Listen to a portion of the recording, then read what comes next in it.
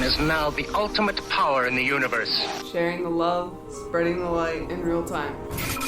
Friday night love stream. Very happy to have a guy we instantly resonated with. Unbiased and on the fence. I'm talking about Shane C. Robinson. And his purpose is to rise above the worldviews that are designed to separate us so we can unite as one. Sometimes you have to sort of take a step back, and I think Unbiased and on the Fence is a really, really good title for your show, because you are in the central point when you're unbiased and on the fence. That's what it means. It doesn't mean you're indecisive. It means you are taking the central point and you're seeing the multiple perspectives. Unbiased and on the Fence. If you haven't checked Unbiased on the Fence, go and check his channel out. You might like it. This is Dan Holfeld from Talk is Cheap, and you're listening to Unbiased and on the Fence with Shane Robinson. If this much sincerity enters your life, come to this much. What I know, I know. What I do not know, I do not know. I don't believe anything, I don't disbelieve anything. I'm willing to look at everything. You will become a sensible human being. Have you checked out our website? Visit us on the web at uotf.net. You're listening to The Love Stream. All around the world in real time. This is Shane with Unbiased and On the Fence. You're listening to the Friday Night Love Stream. Your calls, your stories, on air. You're listening to the Love Stream. Sharing the love and spreading the light all around the world. This is Unbiased and On the Fence. Unbiased and on the Fence. Happy 2020 to everybody. 2020 clear vision. Wow, I just can't believe it. I went ahead and updated the graphics, figured give it a new look for a new year. And we already have our first caller. Biker Babe is on the line. What's up, Biker Babe? Hey, Shane. How's it going? Wonderful. I expect a lot of exciting things this year. How about you? Oh, yeah, definitely. There's something going on. I have no doubt. So we were going to talk tomorrow, but I thought, wow, it'd be cool to share it with the whole group tonight. I think, starting off this new year with new information, and things are beginning to get clearer as the whole 2020, I think, points to. So you haven't had much sleep. I want to warn everybody that I had to twist her arm a little bit to get her on here because she was really tired or whatever. But thank you so much for taking the time to come on here. I know you work like crazy and you're tired and all that, but I do appreciate it. Everyone does. Oh, thank you. Yeah, I was up half the night last night with my son. He was having issues, and so I was like, okay, I'm going to do my darndest to stay up tonight because everybody really needs to hear this message. I got a message that is like amazing. You guys are going to love to hear this. Awesome. So how did your epiphany happen, I should say? Because I know sometimes they're like little downloads or whatever. Okay, my download happened when I was watching you and Sherry on your last show, and you guys were talking about, what were you talking about? Yes, thank you. Yeah, like I said, I'm like half brain dead. I'm going to help you here. We're going to make it through this together, I promise. Okay, thank you. Yeah, because I'm functioning on about 3 or 4 hours of sleep. Last 2 days too, right? And yes, this happens to me quite often, and that's why I probably don't call in as much as I should, because I'm like 3/4 gone. I'm like brain dead. But anyway, was there some specific part of the holiday video that sort of sparked the thought in your mind? Absolutely. It was about the synchronicities. Mm-hmm. Okay, so I was watching that, and I was thinking, okay, she's talking about Michael Jackson and all this other stuff, and I'm a huge Michael Jackson fan, huge David Bowie fan, and so my brain was just like off in left field, and I went on my next reading, and all of a sudden, boom, I got this epiphany. And the epiphany is, and I hope everybody's listening because this is like really big time. Okay, that we are all pieces of a puzzle. Okay, we have all gotten numbers, series of numbers, and we are supposed to be paying attention to those numbers because those numbers are giving us a message to connect with whoever is in our area, to connect and put our messages together.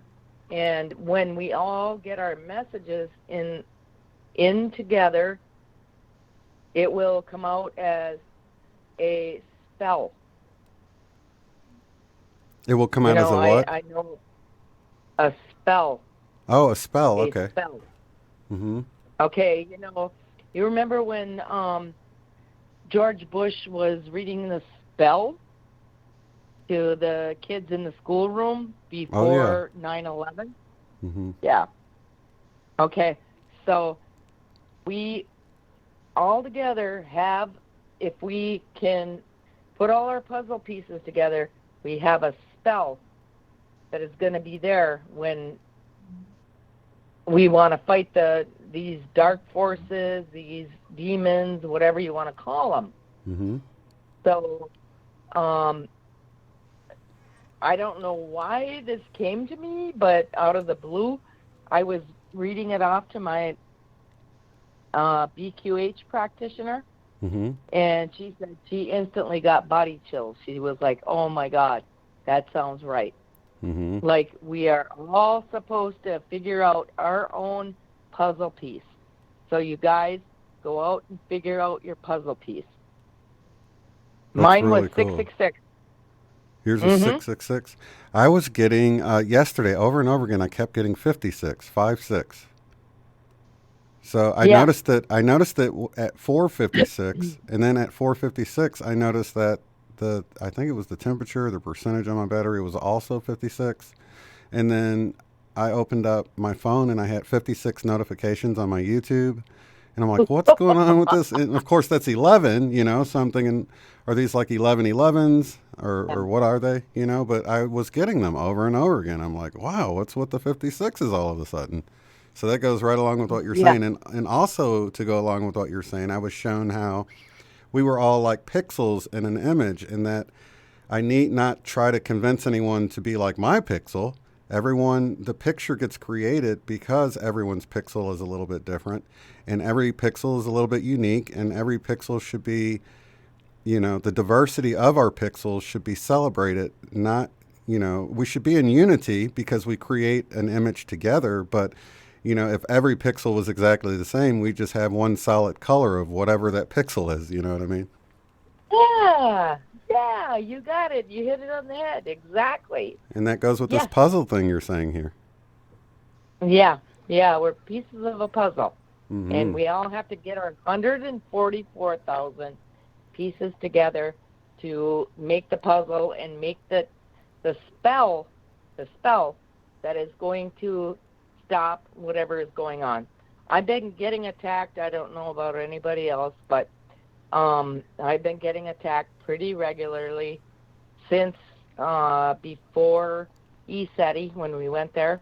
And you know that my carburetor on my bike was shot. I mean, I had 1,000 different things that were attacking me at that point in time. And so we have the power. We can do this. I mean, I was dreaming about, what do you call it, Asian pear. Have you ever heard of those? Asian pear, like a fruit? Yeah. No, I don't think I have. I've been wanting one. I've been wanting one for a couple of years now, and I was so desperate. I went in the grocery store the other day, and I said something, and the girl that handles the produce, I said, "Oh my God, I would so love an Asian pear," and she went, "Oh my God, I just ordered those yesterday." Like, what? So I ended up buying one. It was almost $5, but I ate the whole thing, and it was absolutely yummy, and it was huge, and I can't wait to go buy another one. I've never had one, and you're already making my mouth water. They are so good, I can't even tell you.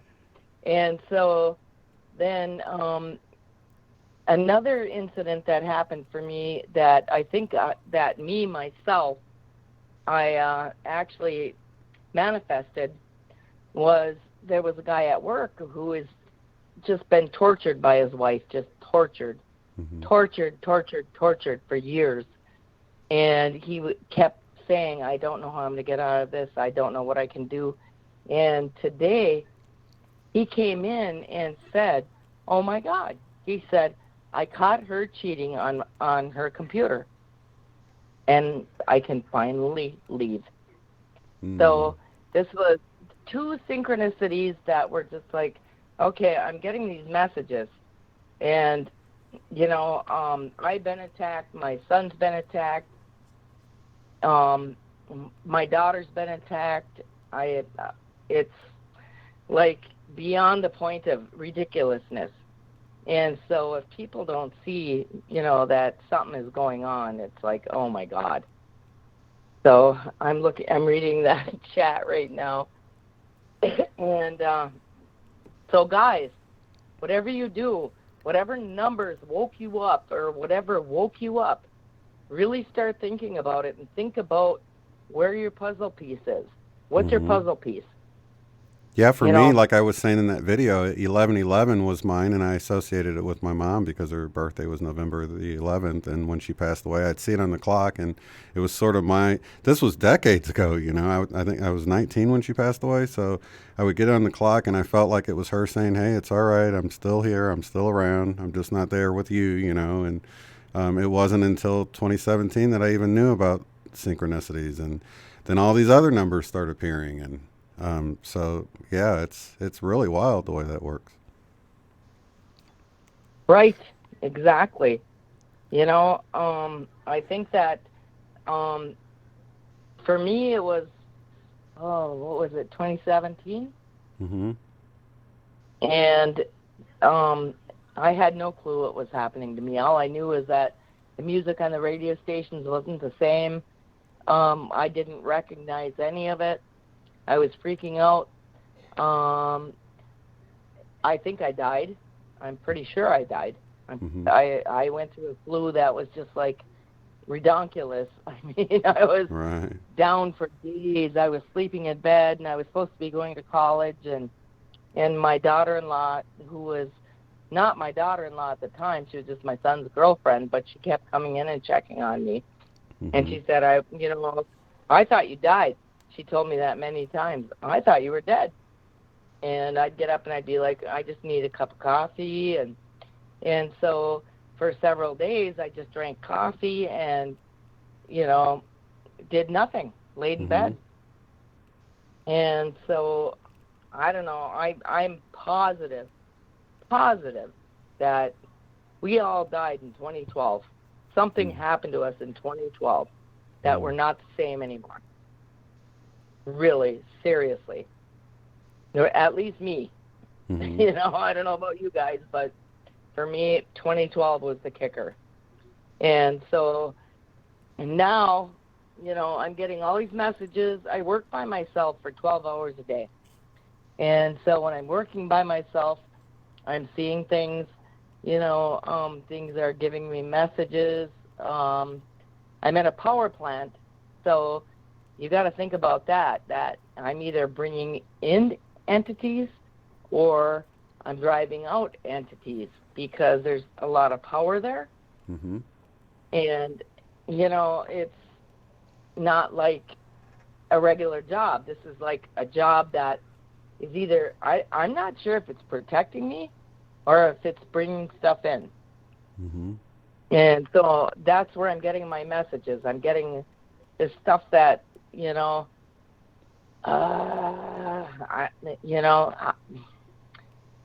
I've talked to my BQH practitioner, and she just had the chills when she heard this, Mm-hmm. that I got this message, about us being puzzle pieces, or puzzle pieces. Yeah. And I have I've noticed a real big uptick in synchronicities beyond the time and the clocks and stuff like that, but just people sending me emails and Facebook messages that are all correlating with each other, and there's no possible way they can know what's going on. Of course, maybe they're psychic or something, but then I know that they're just a small piece of all of this information that's coming in, and it's like the more I'm paying attention to everything, even the DJ on the radio and bumper stickers and everything, it's like just absolutely amazing. License plates, the odometer, you get numbers from a lot of things, but I'm actually talking about real messages, where, somebody has sent me a link to something. Well, we talked about it in the holiday video, the way some of the stuff came through, like the viewer Micah in Finland that sent me things real synchronistically about conversations that are going on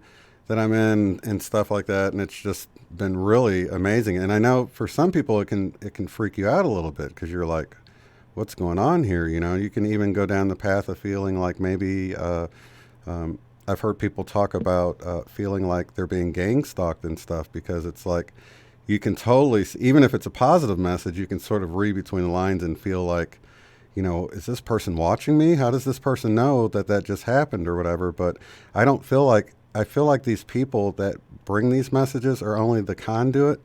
They're not really the source of it. And even Micah had sent me an email about that. Like, every thought is, from God, the factory of the mind. No, we don't have our own original thoughts, and so we'll get our thoughts from God, and then sometimes we will filter and color them with our own understandings and things like that.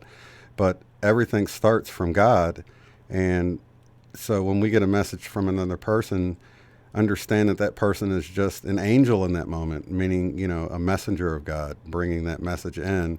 And, it can be colored a little bit, or it can come through pure. Really depends on the vibe of the person. I've noticed people that are really high vibe seem to bring in messages that are less colored by their own thoughts and things like that. But it's just having discernment and really trusting your heart, and just noticing these things, because they're coming through.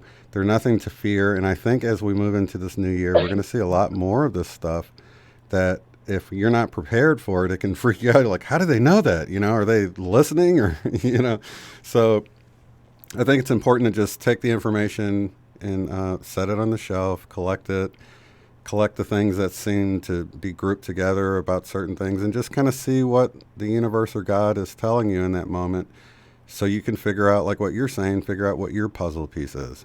What are you supposed to be doing? Because what I do know is we're all perfectly skilled for exactly what our job is here to do. All of our past experiences, everything that's led us up to this point right now, we're prepared. And we're going to continue to get prepared, but we're basically designed for whatever job we all have. That's why I think it's important that we don't push our beliefs on someone else, because everyone has their particular job they're doing here, and everybody has their own journey they're on or whatever. But together, coming together in unity, is how we're going to put these puzzle pieces together, like what you're saying, and create the bigger picture to really see how all of this is unfolding in the now. This is a holy moment of now, Exactly. I was reading Revelations tonight again, and even though some of it has changed, it's still like the same message. Mm-hmm. And I really believe in my heart that there's a lot of people that don't even know what they are, that they're angels, or they're here to provide a service to people that they don't even know. Mm-hmm. So they need to wake up and I believe that the 144,000 of us are there. There's some that are still kind of sitting on the outskirts, but I believe that they know, in their heart they know they're here to help, and they just need to wake up and your channel is like absolutely hands down perfect for anybody waking up. They need to see that, we're all good people and it's all good things, and you have to let go of all the crap. I almost said, you know what? The crap going on, out in the world, because we are a trauma-based society, and you have to let go of the trauma to see what's really going on and use your discernment and know that whatever you're looking at may or may not be real. Trust your gut. Trust it. I learned that a long time ago, and that cost me like $10,000 on my motorcycle because, I knew I shouldn't have done what I did with it. I was going to have it upgraded, and I was like, no. But I got talked into it, and so it cost me about $10,000. And it's still not good. The motorcycle I rode out to ECETI is still not right.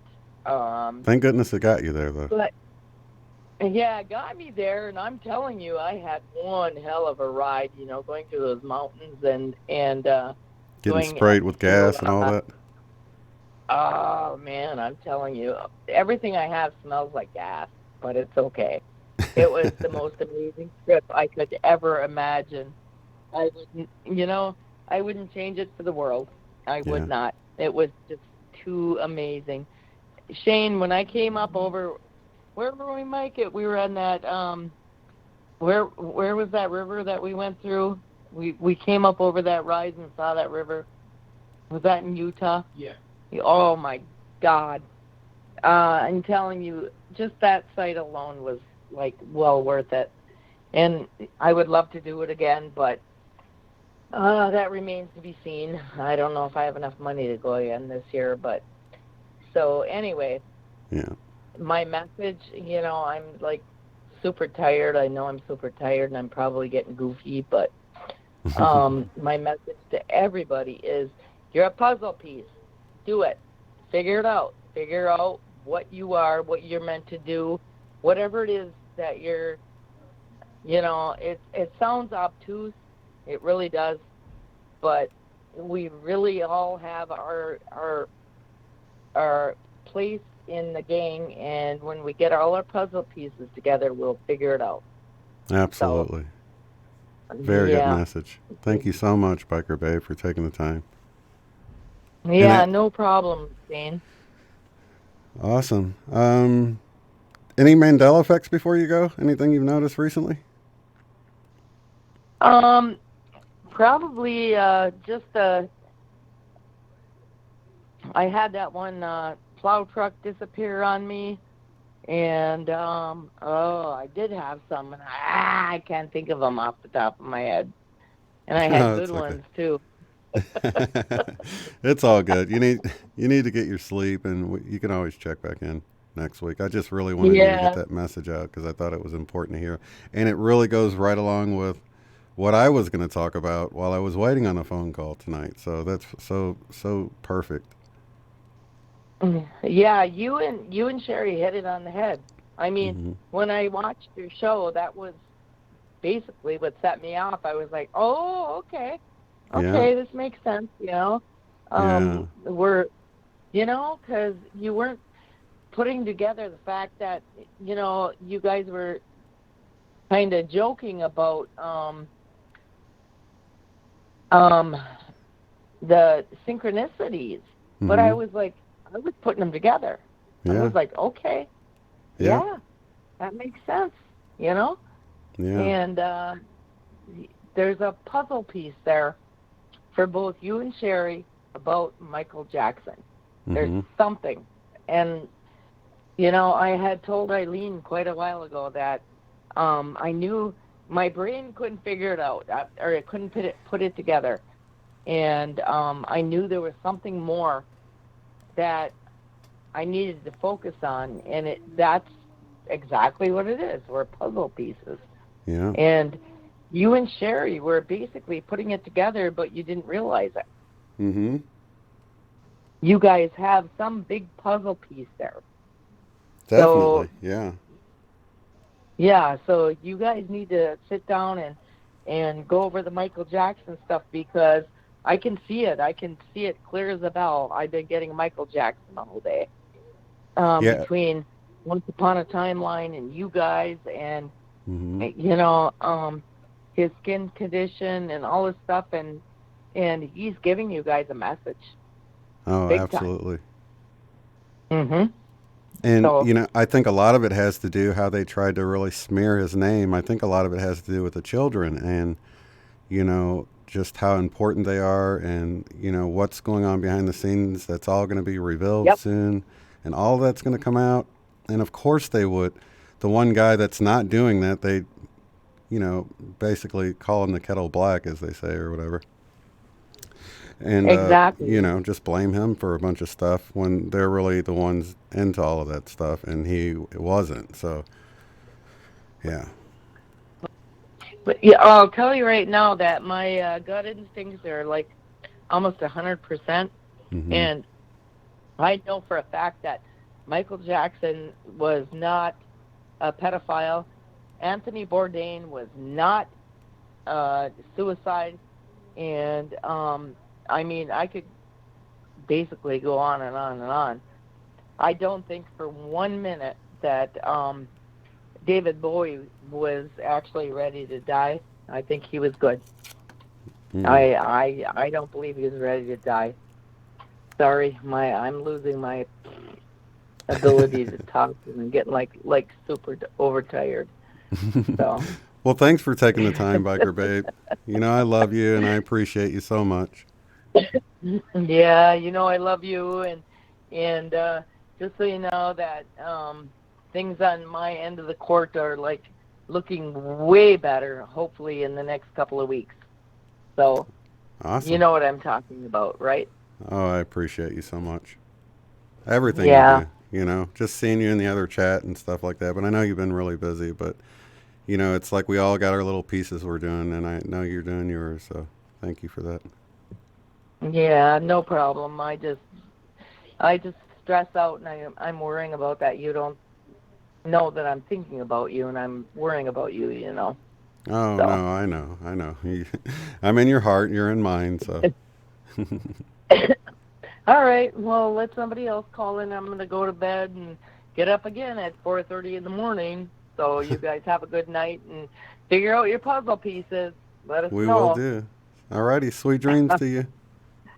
All right, thanks, Shane. All right, love you. Bye-bye. Okay, bye-bye.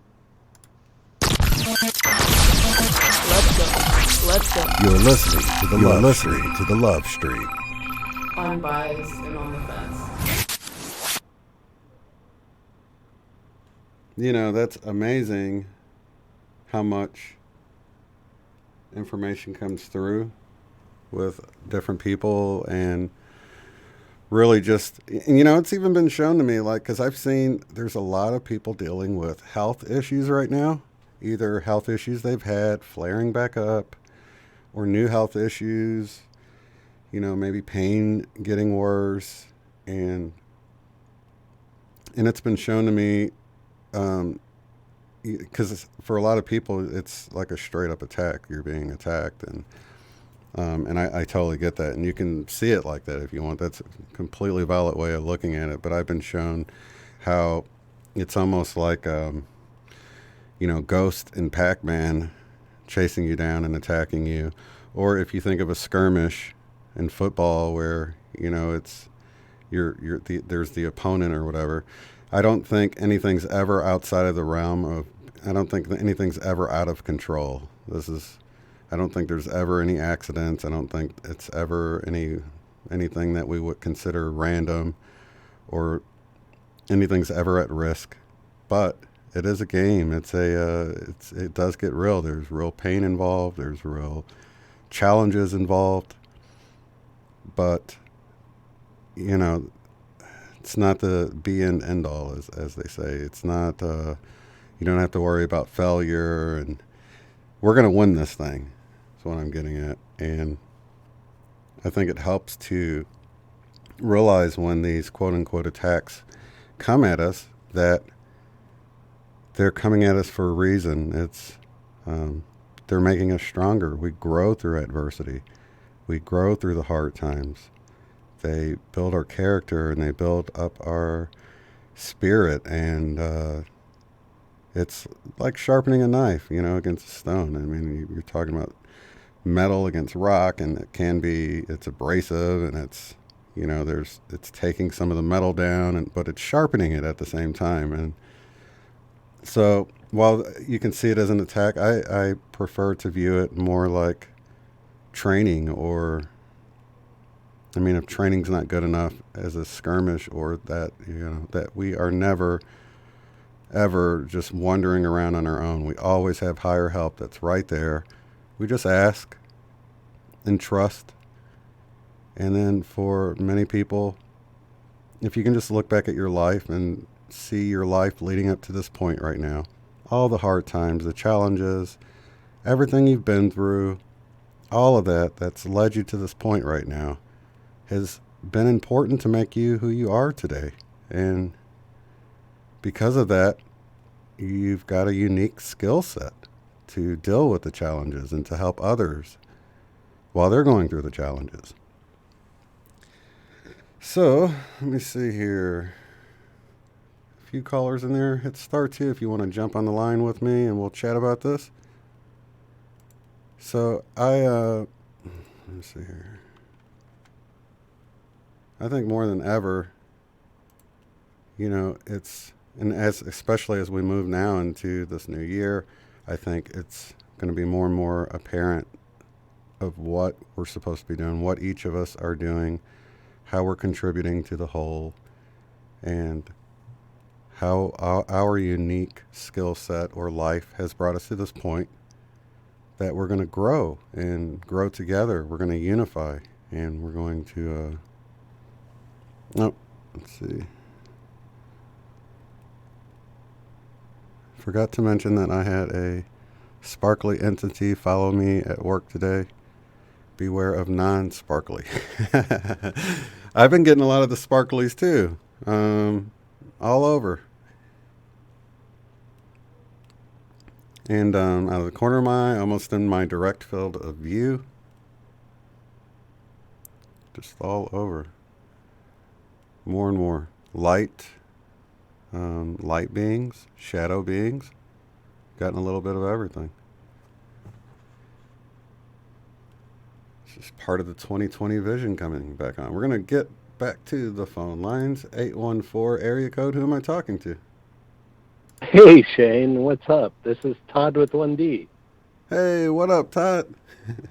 How are you How's doing? it going? Happy New Year to you. Happy New Year to you, too. Welcome to the 2020 vision. Yeah. You like that, huh? Oh, heck yeah. You know, it's, we're all starting to break through this fog that we've had in life, and seeing things for what they are through the strife. Mm-hmm. You know? Yeah. And I just got to say, it was interesting that, you know, we're talking about the negative attacks and everything that we're all experiencing through our dream state. Mm-hmm. And, well, this is a very, very positive sign. Mm-hmm. Okay?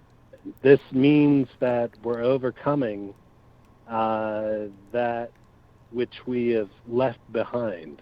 That which we haven't addressed in the reality. Mm-hmm. And we're addressing it in the reality now. Yeah. And so we're feeling pushback in the non-reality, the dream state, and how. Yeah. And even in our waking time too, people are dealing with it. And that's what I say. It's like a sign that we're moving in the right direction, because just like when you feel, the faster you're moving down the road on your bike, the more wind resistance you feel, And it's just the same sort of concept, you know. The more we're moving to the positive, we're going to be rushing by all this negative, and we're going to encounter more negative. And it's just part of the game, though. It's nothing to be fearful of. It's just an indication that we're moving in the right direction, right? Absolutely. And, you know, I just got to say it brings joy to my heart to hear that other people are encountering it now. I've been in the awaken process for quite some time now, and I've been dealing with this for quite some time now. Yeah. Yeah. But you know what, Todd? I think it's important for people to know that the way we respond to the negative, when we respond in joy and you know, the worst thing we can do is to feel angry about it, or to feel upset, angry, scared, because this is actually what's going to slow down that momentum. But when you feel joy, you're like, wow, it's about this our pushback mindset. this pushback is a good thing. And every time you encounter it, let it be an indicator on the dashboard that you're headed in the right direction, and rejoice because of it. There you go. Yeah. Yeah, totally in alignment, Shane. That is just so awesome that you perceive that. Well, you want to keep that momentum going. You know, it's kind of like when you're sliding a piece of furniture. It's hard to get it going, but once you get it going, you don't want to stop, you know, so you want to keep it sliding. Keep on pushing. Yeah, keep on pushing, you guys. Just keep on pushing. And what I got to say is we're going to, you know, induce this phase transition with no delay. We have it due. And all we have to do is be true within and without. And with that, you can have no doubt. Yeah. You know, all I got to say is, as we're going forward, push with no delay. Yes, absolutely. Keep pushing, keep pushing, keep pushing, keep pushing. Push the truth, push the love, push the absolute that we have within and without. That's what's due. I love that. And, you know, that's where we're going. And we all have that knowing. And it's contagious. You know, it's contagious, you guys. It is. When you're shining that light and other people are having problems, just, you know, if you're not freaking out about it too, it's just going to help everyone else too. It does spill over. So not only are you helping yourself, you're helping others when you can keep your vibes good. Well, it's so cool that we're actually talking about this. You know, before all of this information was suppressed, repressed, and, you know, just kept within. All I got to say is now we begin a whole new life. We're saying, you know, I had these nightmares last night, and I had some strife, and it was not right, and I'm going forward with something that's new today, and I'm not going to delay. I'm going to express myself and enhance myself and bring myself up with my fellow brothers and sisters in this light, that there is no strife. Right. You know, it's a figment of our imagination. That's why we're experiencing it in our dream time. Right. Yeah. Yeah, that's amazing, because it all happens in the consciousness, whether it's the dream state, this reality. Yeah. This is one of the artifacts. Yeah. One of the artifacts of our subconscious that we have to deal with in our conscious, that is just obvious to someone who has come to the light. But people that haven't come to the light see it as strife. No. It's not strife. It's just life. It's life in an awakened consciousness, in an awakened state of being for you and me to be seeing. You know what I mean, Shane? Absolutely. Yeah. And don't give it any sort of power because there is no power there. Right. The consciousness is empowered. Right. The subconsciousness is a subset of disempowered. Yeah. Okay? Treat it thusly. Mm-hmm. And know, as you mustly, that you are more powerful than these nightmares.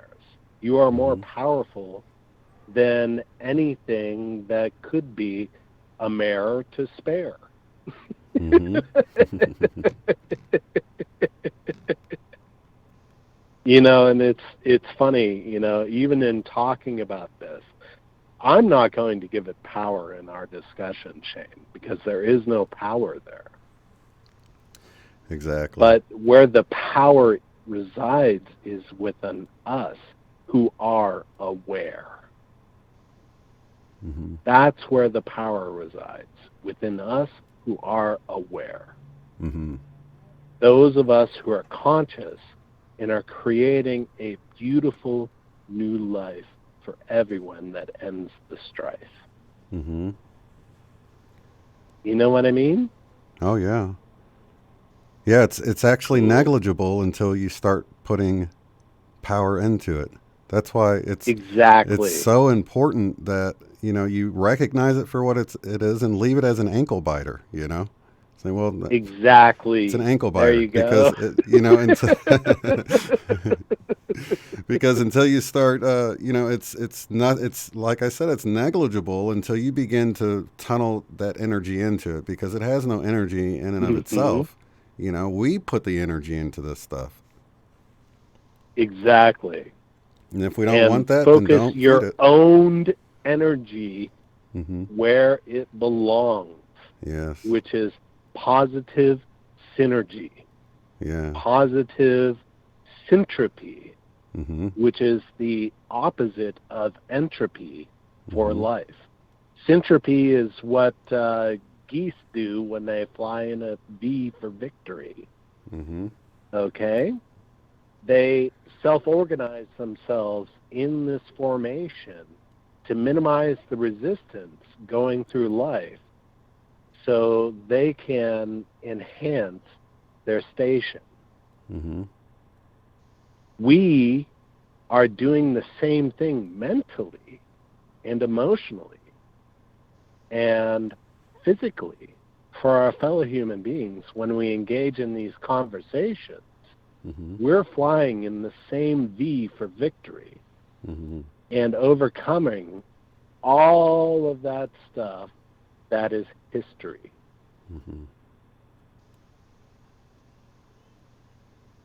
I love it. So, it's just plain to see. And all I got to say is kudos to Biker Babe. Yeah. Thank you for engaging in the conversation and bringing the topic up. It gave me something to talk about.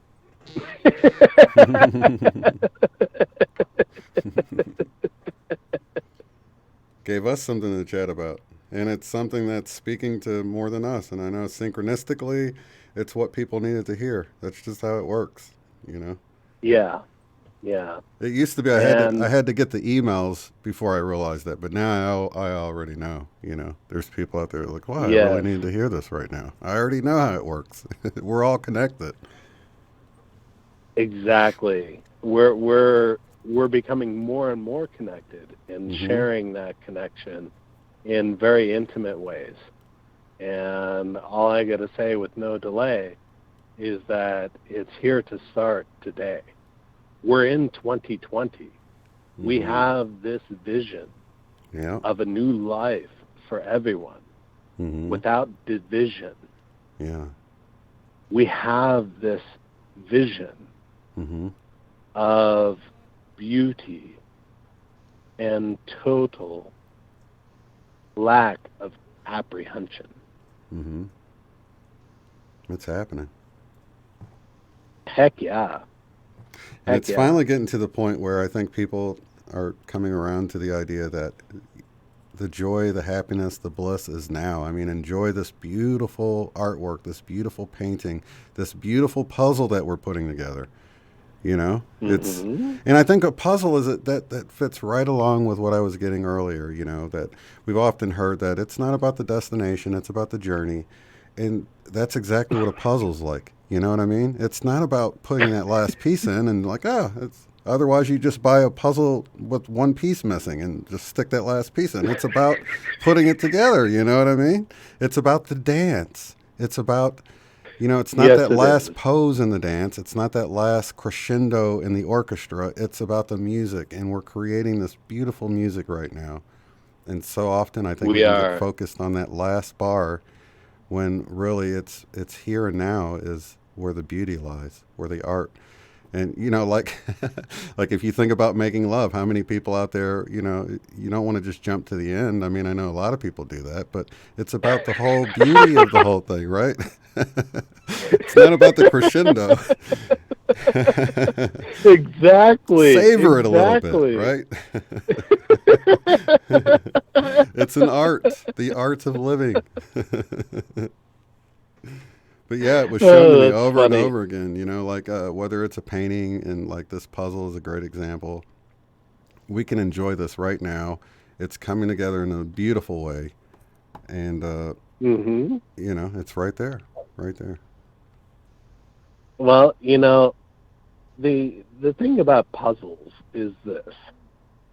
And all you got to realize is the truth of it. Okay? If you just look at the puzzling thing about puzzles is they're just odd shapes that somehow fit together at some rate. And the rate is what we find most puzzling. Right.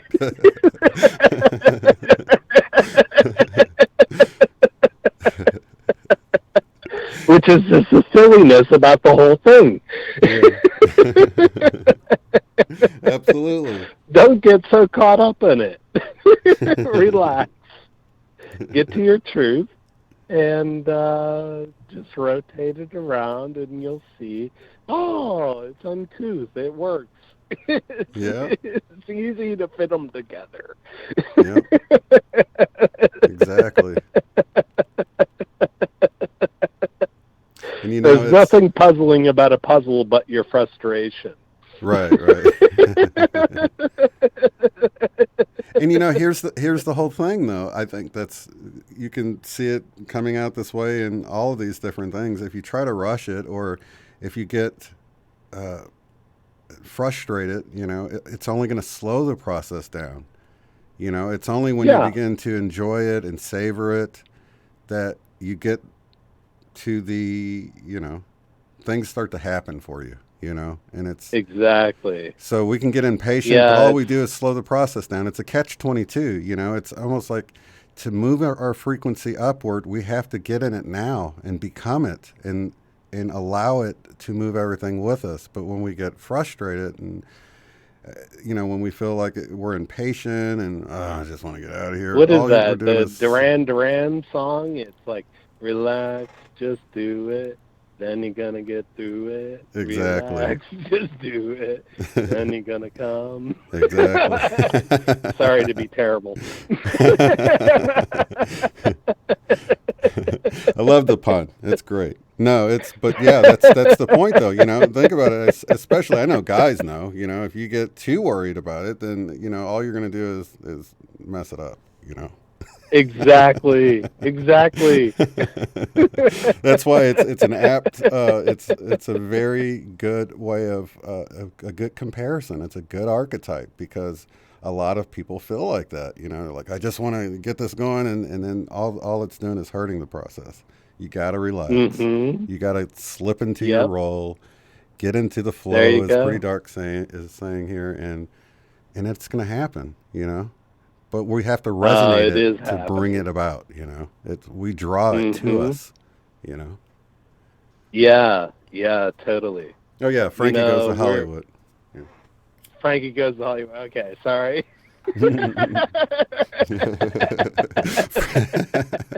That's even Had better, my songs huh? mixed up. Frankie Goes to Hollywood. Double entendres. I love Even it. better for the metaphor. Yeah, the Right. double entendre. Oh no, did we run Biker Babe off? She said good night, poke me with a fork.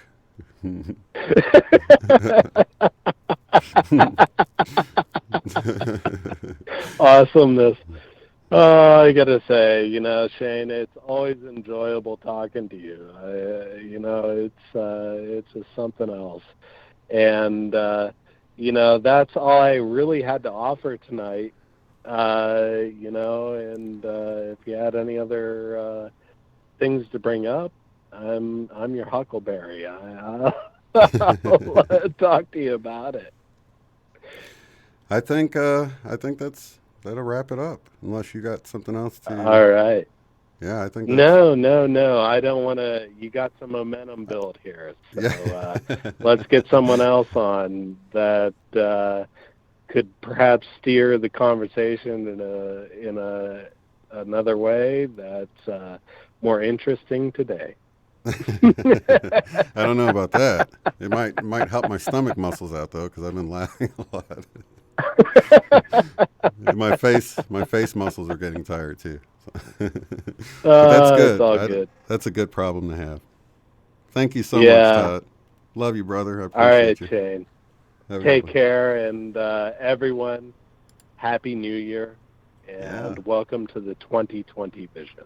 The 2020 vision. Thanks, Todd. All right. Take care. All right, good night. Let's go. You're listening to The Love Stream.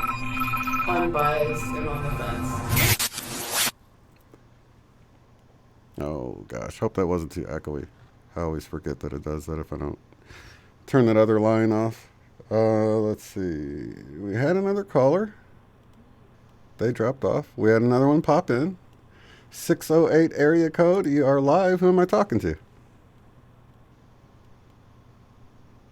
Hello. Yes, you're live. Who am I talking to? Laura. Laura? Oh my God, this is really happening. Cool. Yep, you're really here. Yes. Wow. Well, not sure how. Probably the Mandela effect, but thank goodness for that, right? Right. Okay, so awesome. You're amazing. I just came across you the other day, and I know that sounds crazy because everyone else listening and on here and chatting has known you forever, probably. Oh, perfect. No, perfect timing. Right? Everything is in divine timing, as they say. Yeah. And it was almost like the Red Sea parted there for you, because I had other callers, they dropped off, and then you popped up right as they went off. So, yeah, just seeing it behind the scenes here, it was perfect. You were meant to be here at the specific time right now. So, yeah, it's awesome. Thanks for calling, first-time caller. Again, you saying that too is like I just tried calling like 15 minutes, and like it was all of this crazy stuff and recordings and happenings that like I couldn't get through and whatever. Either way, here we are, and so it is. Oh, okay. I And see you're where you so say you tried to call. Laura Lee. There you are. I see. Yes, yeah, I've been trying to, and it's really cool to be on here. And you're like I'm saying, you're so calm. So, and I don't even know what to say right now because I'm. Well, how did you come across the channel? Quantum healing hypnosis. That is how I was looking into what I'm supposed to be doing in this world, or why I'm here, what's my purpose. Like, I had an idea that things were going to change on a certain date, 12/21, and they didn't. And here I still am on this planet. And I know that sounds odd, but I was looking into quantum healing hypnosis prior to it, and then I've been led back again to, I don't know. I feel like once I had my Dark Night of the Soul a while ago. Go ahead, you go. You talk, and then I'll listen, and then let's say things. Okay, so yeah, I just wanted to back up to the QHHT. Yeah. Were you wanting to have a session, or were you thinking about becoming a practitioner? Both. Oh, okay. Yeah, both. It came down to Jessica Delmar. I came across her almost a year ago, and she had been a quantum healer. Mm-hmm. And then she was doing YouTube videos about just ascension, and she was like the modern age Abraham Hicks, if you will. Mm-hmm. For anybody out there who loves, Abraham Hicks, Jessica Delmar was like Abe for the younger generation. And yes, I'm she familiar just with really her. spoke to me. You know her, okay? Well, yeah, you know everybody. No, actually I don't. But Todd, the previous caller, Todd. I'm talking to you. Yeah, the previous caller, Todd, actually shared a video of hers a few weeks ago. And then when I went and looked at the video, I was like, oh, I remember her. So, yeah, so Todd, our previous caller that just hung up, he's familiar with her too, and I think a lot of people are here in the group. Yes, and that's the thing. Like, you see her channel of like maybe only 18,000 subscribers, but and this world is supposedly 7 or 8 billion people, yet here we all are somehow together and knowing these same people. And anyhow, I have been very lost on my journey for a long time. I had a dark night of the soul. I had gone through, and I do want to say I think a lot of it did come down to the Mandela effect, finding that for the first time, and all of the things that I thought I knew to be real, and finding out like those were just possible memories because of, however the Mandela effect works. But it scared me for a while. And so I kind of like turned away from it, and I became more sad, depressed, more lost in life by turning away from what I was really meant to be focusing on. And so was that the Dark Night of the Soul for you? Was it triggered by the Mandela effect, or was it before the Mandela effect? I would say that was like, I thought I was coming through a spiritual awakening when I first started discovering, when I started like believing things that were outside of the realm of what more like you would normally believe or allow to be. And, it really came down to when I really started to focus on anything being possible was when I was really trying to work with the law of attraction. And I had come across a gal, manifestation babe, Catherine Zenkina. And she's a very big follower or big believer of Tony Robbins and those types of people, but she had brought up the Mandela effect in one of these courses that I was going through, and I looked into it, and it really like messed with my head in a sense, like to the point where I just thought like it was scary. I got scared. I thought like this is impossible, and then I would say it to people, and they're like, that's dumb, like why would you say that, like that was never that case. The Berenstain Bears, or like things like that, where it was just like people were just telling you, you're just like, what are you talking about? You don't know what you're saying. Like, why would you even talk like that? So isn't it equally as freaky, like not only the Mandela effect, but then when you talk to people about it and they don't see it, that's like a double whammy. Yes. So then I just thought I was like living in the Twilight Zone. Like, I'm not even in a real planet with real people on this real earth. I don't know. Absolutely. Yeah. So for me, it was crazy to because at the time I was working in the flea market, and people would stop and chat with me about whatever, and it wasn't hard for somebody to say something, and I want to bring up the Mandela effect about it, and it was like, they were like, yeah, either they'd heard of it and blew it off and didn't think it was happening, or they would see a change, like if they were brand new to it, and like, hey, well, do you remember this like this? And they're like, yeah. I'm like, well, it's never been like that. Could you believe that? And they're like, what are you talking about? And then they look it up on their phone, see how it looks, and then go on to talk about something else. It's like, dude, I just said something impossible happened. You saw it, and then you went on to talk about something that doesn't matter, like a barbecue you're having this afternoon or whatever. Right, and then, and it's so when that freaky. happens, then you think, how oblivious are we to our lives, or are we just like more awake than other people, or are we living in some unrealistic? I don't know. It makes your mind go down all of these tunnels or like avenues that you never even like considered before coming across this and opening your mind up to the possibilities of anything being possible.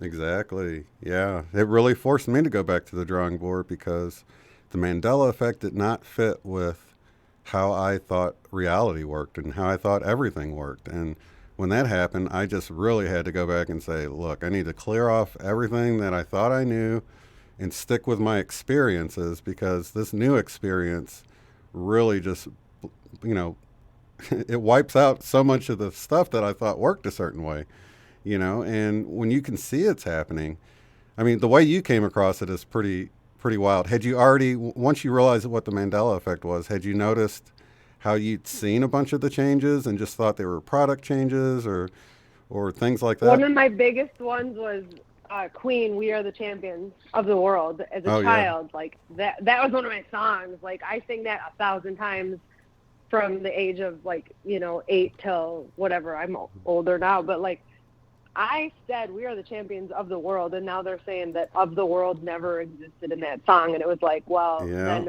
we're living in different worlds, bruh, because no way is it possible. And it's just like for each individual person, we all have our own things where it's just like when you hear it and somebody tries to tell you like that never happened or that was never the case or vice versa, and then you really like start to question your sanity. Mm-hmm. Yeah. Because our brains, and like you guys talk about, like or we all are, we know that like that's how our brains are. They want to find logic. They want to get to the bottom of why we think one thing or another. And we can't just ever, when we start to open our minds to the possibility that anything is really possible, and like we act like we're all Walt Disney for a second, and just say, okay, yeah, you know what? Yeah, maybe it's possible. I don't know, like whatever. It took me a year to see it. So I have patience for people who see things and then sort of, act like they see it, but then it seems like it didn't have that big of an impact, because I was the same way for a year. I like totally saw the Looney Tunes thing. I totally. Right, that was mine too. Yes. And I had remembered as a kid thinking Looney Tunes, they're playing off of cartoons, and then the way my brain rationalized it was maybe I thought cartoons was spelled Cartunes or something, and then so I sort of just backtracked and thought, well, what do I think? I knew how bad memory was, I mean, I knew how horrible memories were. So for me, it was like, am I going to think something impossible is happening, or my memory has just fouled me up, So it took me a year before I saw the Thinker statue, and then it was beyond memory for me because I had one. Right. Yeah. Fruit Loops, Fruit Loops, all the things. Yes, and you're like, well, somebody's gonna get sued or whatever because like there's literally no fruit in these, and you're false advertised. Yeah. But I think exactly. I guess okay. So like, I feel like listening to all of the talks about people with the Mandela conference lately, like it may not have been a big group of people, but just being able to talk to somebody who is actually experiencing the same things and isn't discounting it, because that's what not all of society, but I think we have been just programmed to discount things if the majority isn't believing that same thing is possible or happened. Or the Mandela effect alone, the reason it's named that is for the whole fact that they thought Nelson Mandela died in the 80s, yet he didn't. Right. Or did he? I don't know. I don't even know which part is real anymore. That's the crazy thing too. See, that one wasn't one for me. I think it was Allison Coe that had mentioned she like his wife taking over, and I'm like, wait a minute, that sounds kind of familiar. So different parts of it sounded familiar to me, but that's not in my 100% pile. I only, I've got a few dozen things in my I know for 100%, I'm sure that something was one way and now it no longer appeared to be that way, like the whole JFK car. I saw that video so many times. Yeah, the 6 versus 4 people. Yeah, And in color versus come black and on. white. You know, it was definitely Right. black and white. I mean, look how vivid it is now with, gosh, just wasn't as graphic back then because it was all black and white. There was 4 people. I remember watching documentaries about it. You know, there's just no way. I didn't think how many documentaries were written on that, like not just 2. It Right. was a lot. Yeah. And then every year, you know, either on his birthday or his death date, you know, the anniversary of it happening, you would see that video yearly, you know. So there's just no way there was 6 people in the car. That's so ridiculous to me. But so coming down to all of that and all of this, and here we are right now on this conversation. And I think in this lifetime to be right here, right now, if that's the other thing, like that we're so, it's so hard so often for us to be in the moment and like living in it right here, right now, and not focusing on all the things that the Mandela effect causes us to do is like go back into these memories and go back into these timelines, not timelines, or just go back into like what we remember to be true and what was then or now, however everything's supposedly happening at the same time. And it's when you're trying to put it all in perspective and wrap your mind around it, and our brains really always want to be logical and make sense of everything. And when it stops making sense to the point, well, what else could the answer be besides we're finally figuring it out?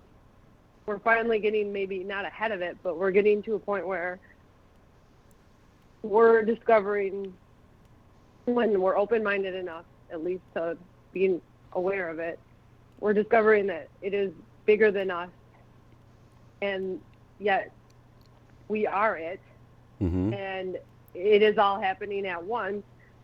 What do we do now? Where do we go from here? What is the next step? Like, how to proceed in this life when half the people that you love and know think that you're just not there, or, you know, not aware of what's going on, and at the same time you're just not open to what is happening or allowing it to happen. Well, you found your home here because you know you're in with a bunch of people that feel just like you do. They're people in their regular life, you know, either think they're off their rocker or they don't want to listen to them anymore, and they don't have people to talk to. And that's exactly why I'm so honored, actually, to just be able to provide a place for people to meet. And you know, we've even had get-togethers in person, and I've created a place on the website and the forum for people to get on there and say, hey, I live in this area. Does anyone want to have a get-together at a coffee shop? I mean, it's a safe way for people to begin to connect in real life and meet real people. And, you know, every get-together we've had goes way over on time because, you know, we think we're going to get together for a couple hours, but nobody wants to stop talking. It's like, finally, we could talk about this stuff, you know, and it ends up being 6 hours or something, you know.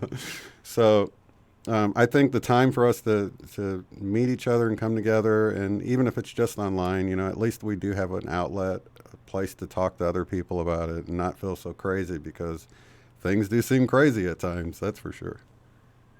Right. And like we can focus our thoughts on politics and the things that are literally crazy, but like people have become so accustomed to that's the norm, where what we're talking about isn't as crazy as it, you know, like if you just face value, yeah, it might sound a little odd, but when you like let your mind actually soak it up and like allow yourself to believe that anything is possible, or at least open your mind up to the fact that there are things that are possible that you didn't believe prior to this very second in time. Yeah. And believing in that kind of a possibility versus like, well, somebody's going to get impeached today, or, you know, somebody got shot or whatever. Like, those are all things that are real. But the things that we talk about that you see happen, or that we put our focus on, like where our focus goes, energy goes, like, it's the same thing. But, like, until we can actually make people go, oh, I can really just stop worrying about politics for like 5 minutes and like focus on something that I think is almost too good to be true, and it might happen, and it could happen, and it does happen. Yeah, like, but we just have to get people on board, and like, how do you do that when they're all so stuck in this 3D sad world? Just, it is what it is, and there's no getting past it, and quit trying to be a ray of sunshine in somebody's really shitty life. Right. Yeah, and it's a lot of that stuff is just distractions from things that we can do that can help bring about these changes that we want to see too. Yeah. You know? Yeah. And I'm not trying to take up all the time because I'm sure other people are trying to like call and talk, and I feel like super beyond ecstatic that I got to like talk to you, talk to all of these awesome people that have, or just, I know there's people out there listening, hopefully thinking the same thing and that I am right now, is that like, if we can all have our mindset, you know, thinking on a positive level versus like just like thinking, not sinking down to a level. I'm not saying that we're sinking down, but yeah, we can either focus on like all of these things that seem awful in the world, or we can focus on things that we think are pretty cool, and we can try to build upon those things versus focus on bad things and just like really make those a lot more concrete, or I don't know. I don't really know what I'm saying at this point. I just know that Allison Coe has also been one of the people that I have listened to, and then to find out that you were a BQH practitioner as well. Yeah. Like, is that something that you do on, you offer on your website? Like, do you do sessions online? Yeah, I actually, I do it over the phone, but because it's a little bit, it's a better connection, but, and what was I going to say? I usually do maybe 2 a month or something. I don't do a lot of them because people aren't calling me for them or emailing me about it, and I don't really push it too hard, but yeah, just anybody who wants a session with me, they're $111, and you can just email me and say, hey, I'm interested in a session. You can email me through the website. Oh, awesome. Yeah, it's pretty easy to do. So, but, you know, also I recommend people, if you have people that's awake and aware in your life, to take the course, because, you know, the course with the discount that you can get in the description below, let me see what it says here.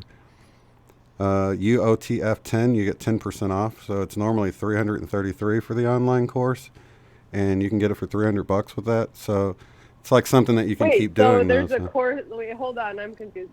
Like not the Dolores Cannon course. It's a different one.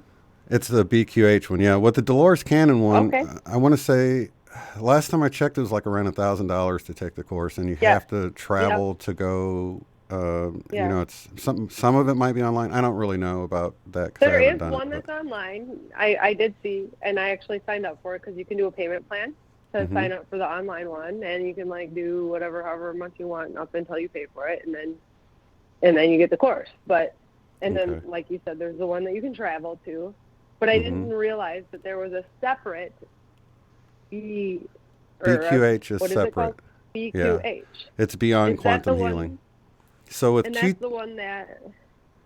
So like Allison Coe, for instance, used to just do QHHT, but now she mainly does BQH because it's online. If you do QHH, BQH, the gal with the cardinals, and what's her name? Candace Krall Goldman, yeah, that she worked. Candace, yes. Yeah, Candace Krall Goldman worked with Dolores Cannon, so there was kind of a split where she wanted to create something where people could take the course online and then do sessions online or over the phone, and because you can't do that with QHHT. They'll kick you out of the directory if they find out you were doing any kind of distance stuff. But with the connections getting so well now, I haven't had a problem with it. I've had it disconnect at the end. Matter of fact, April's in the chat. It disconnected at the end of hers. She woke up, she called me back, and she was like, what happened? Did I fall asleep? I just woke up and you were gone. And I'm like, no, we were at the end of the session, and bam, it just disconnected. I guess the higher ups. I think one of the ways that people that do QHHT think is they don't realize that you've got higher help there. It's not just you and the person. There's this whole team, of this benevolent agency there that's helping, and they will wake you up. It's not like you get stuck in some trance or something. I can totally see the fear involved with that, but I've experienced it firsthand, and I know that the angels, cosmic and soul family, whatever is helping us, wakes the person up immediately. It was like immediate that she called me right back, like within a minute or something. And wow. And and then sometimes the session needs to end and you carry it on a little too long and they'll disconnect it. They let you know, that, hey, that's it. That's long enough, So to me, it's not a problem at all, but I do understand people who have never experienced that sort of feel like that, they might leave the person in limbo or something like that, but it's really not like that at all. There's nothing to fear. And so you do BQH for 111, but you're saying there's also, so I feel like I should do that. And then, because I feel called that I'm meant to help people, heal people, and whatever makes me happy lately is hearing people's stories about BQH or QHHT, whatever it is. Yeah. Just knowing that somebody is speaking to a higher self, and everyone that does it lately, that I'm watching the videos that are very relevant in the same time frame, or even within like a year or two, are all similar, are all the same messages coming from their higher self, and that people are being happier or healed or finding answers to the questions that they've always needed in their lives. And like me right now, I'm just like, I don't know what I'm supposed to do. I don't know how I got through to this conversation with you tonight, but it happened, Shane, and I'm thrilled and like so grateful. You should drop me an email. At least try it out. I'm gonna. Yeah. You bet I am. You know it. I sure will. And you can actually take BQH cheaper than a lot of the people offer a QHHT session for. I mean, I think some of them are pretty expensive. I know. I've heard of them being $500 and $600. Like $300-$400. Yeah, but they get really expensive. And then if you have to travel to the person in another state or something like that, if you can't find somebody nearby, then you've got travel expenses. So definitely, you can do the course. I was really excited, so I was able to get the course completed within 2 weeks with everything that was there. But I was really like all day long I was doing it. You know what I mean? I couldn't wait to be able to do it. So I think if you've got other things going on, it might take a month to do the whole course. But if you're really hungry to do it, you can, and you work really hard, you can get it done within like a couple of weeks, easy. And I even went over some of the material twice too, because I wanted to really learn it. And I was like, let me do that one again and really figure that out. And then I practiced on my kids and stuff like that. I've got adult kids, I was like, all right, your turn for BQH. So it was fun. Yes. And I couldn't believe it. Do it again. I couldn't believe it, Laura. When I did it, I was like, "Oh my God, it's working! She's really seeing stuff." It was, I knew it was going to work, but when it really starts working, you're like, "Oh my gosh!" And one of my biggest surprises for anybody who's thinking about doing this, you're like on the fence about, I wish I could do it, but I don't know if I could do it. It's not you doing it, really. It's like you're just there, and there's this whole benevolent agency that's really creating the journey for the person and really doing it all. And then I sort of get in this meditative state, and, whatever question pops in my head, I just ask it. And really, it's not like you have to do it. I mean, you have to learn it. You have to learn the scripts. You'll have the scripts because you get the PDFs of all of that or whatever. But for the most part, I don't have to do nearly as much as I thought I was going to have to do. I just follow trust the program. And then it's like the journey and all of that's created by the person's higher self or angelic family, whatever you want to call it. I just call them a benevolent agency because there's clearly angels and higher selves and cosmic and soul family, whatever you want to call them, that's really doing all of the work, showing the person what they need to see. And they know the person's intentions and what they want to know and what they need to help them on that leg of their journey, Right. And I think that's the biggest thing is like that I was thinking, because I've been, I've listened to meditations, like a gazillion of them since I've, in my mind, had my spiritual awakening. I've listened to all of these guided meditations, or in hopes that I'm gonna like go into a trance and like talk to my higher self, and it has not happened. And I think I need some guidance to make it happen. And so I'm definitely going to email you after this.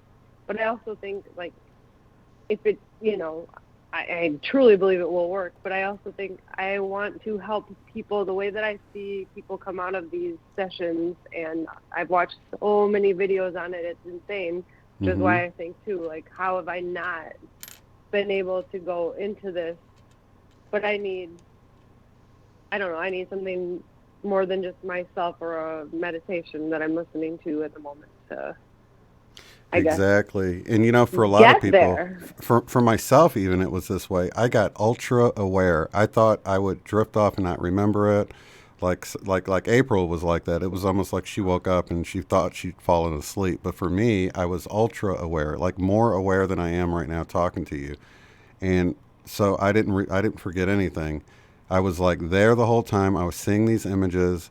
Even the last one I did, I think the last one I did was, or a couple ago, was for a guy named Caleb. I don't know if he's in the chat right now, but he was like, I don't think it worked. I'm still here. And I'm like, oh, just relax. Tell me what you're seeing and stuff. And he goes, wait a minute. I see Yeshua, you know, Jesus, you know, and he's like, he's smiling at me. And he goes, this is weird. I thought I would be like out of it, but I'm like right here and I see his face so clearly and he's giving me 2 thumbs up. And you know, it was so cool. You know, I'm getting chills now just revisiting that in my mind. But it's so cool, and it's different for everybody. Every single session is different, even between people, and even as the practitioner or whatever you want to call it.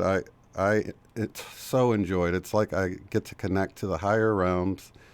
You know, I would do it for free all the time if I didn't have bills. You know what I mean? I would just right.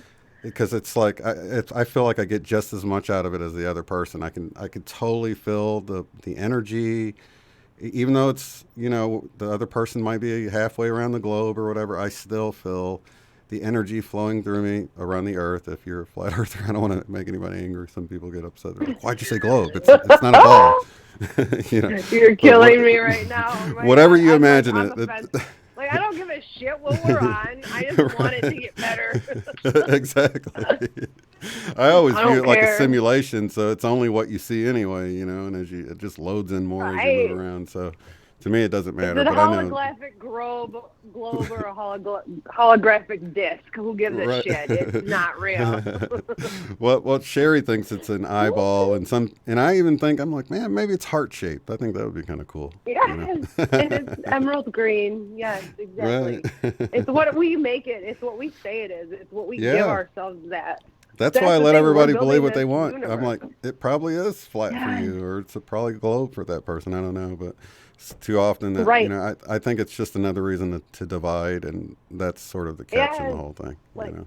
Oh, it has to be a red heart, or it has to be a whatever. And it's like, nope, the chakra can be green, it can be orange, and it can be a crown, or it can be a heart, and it can be a triangle.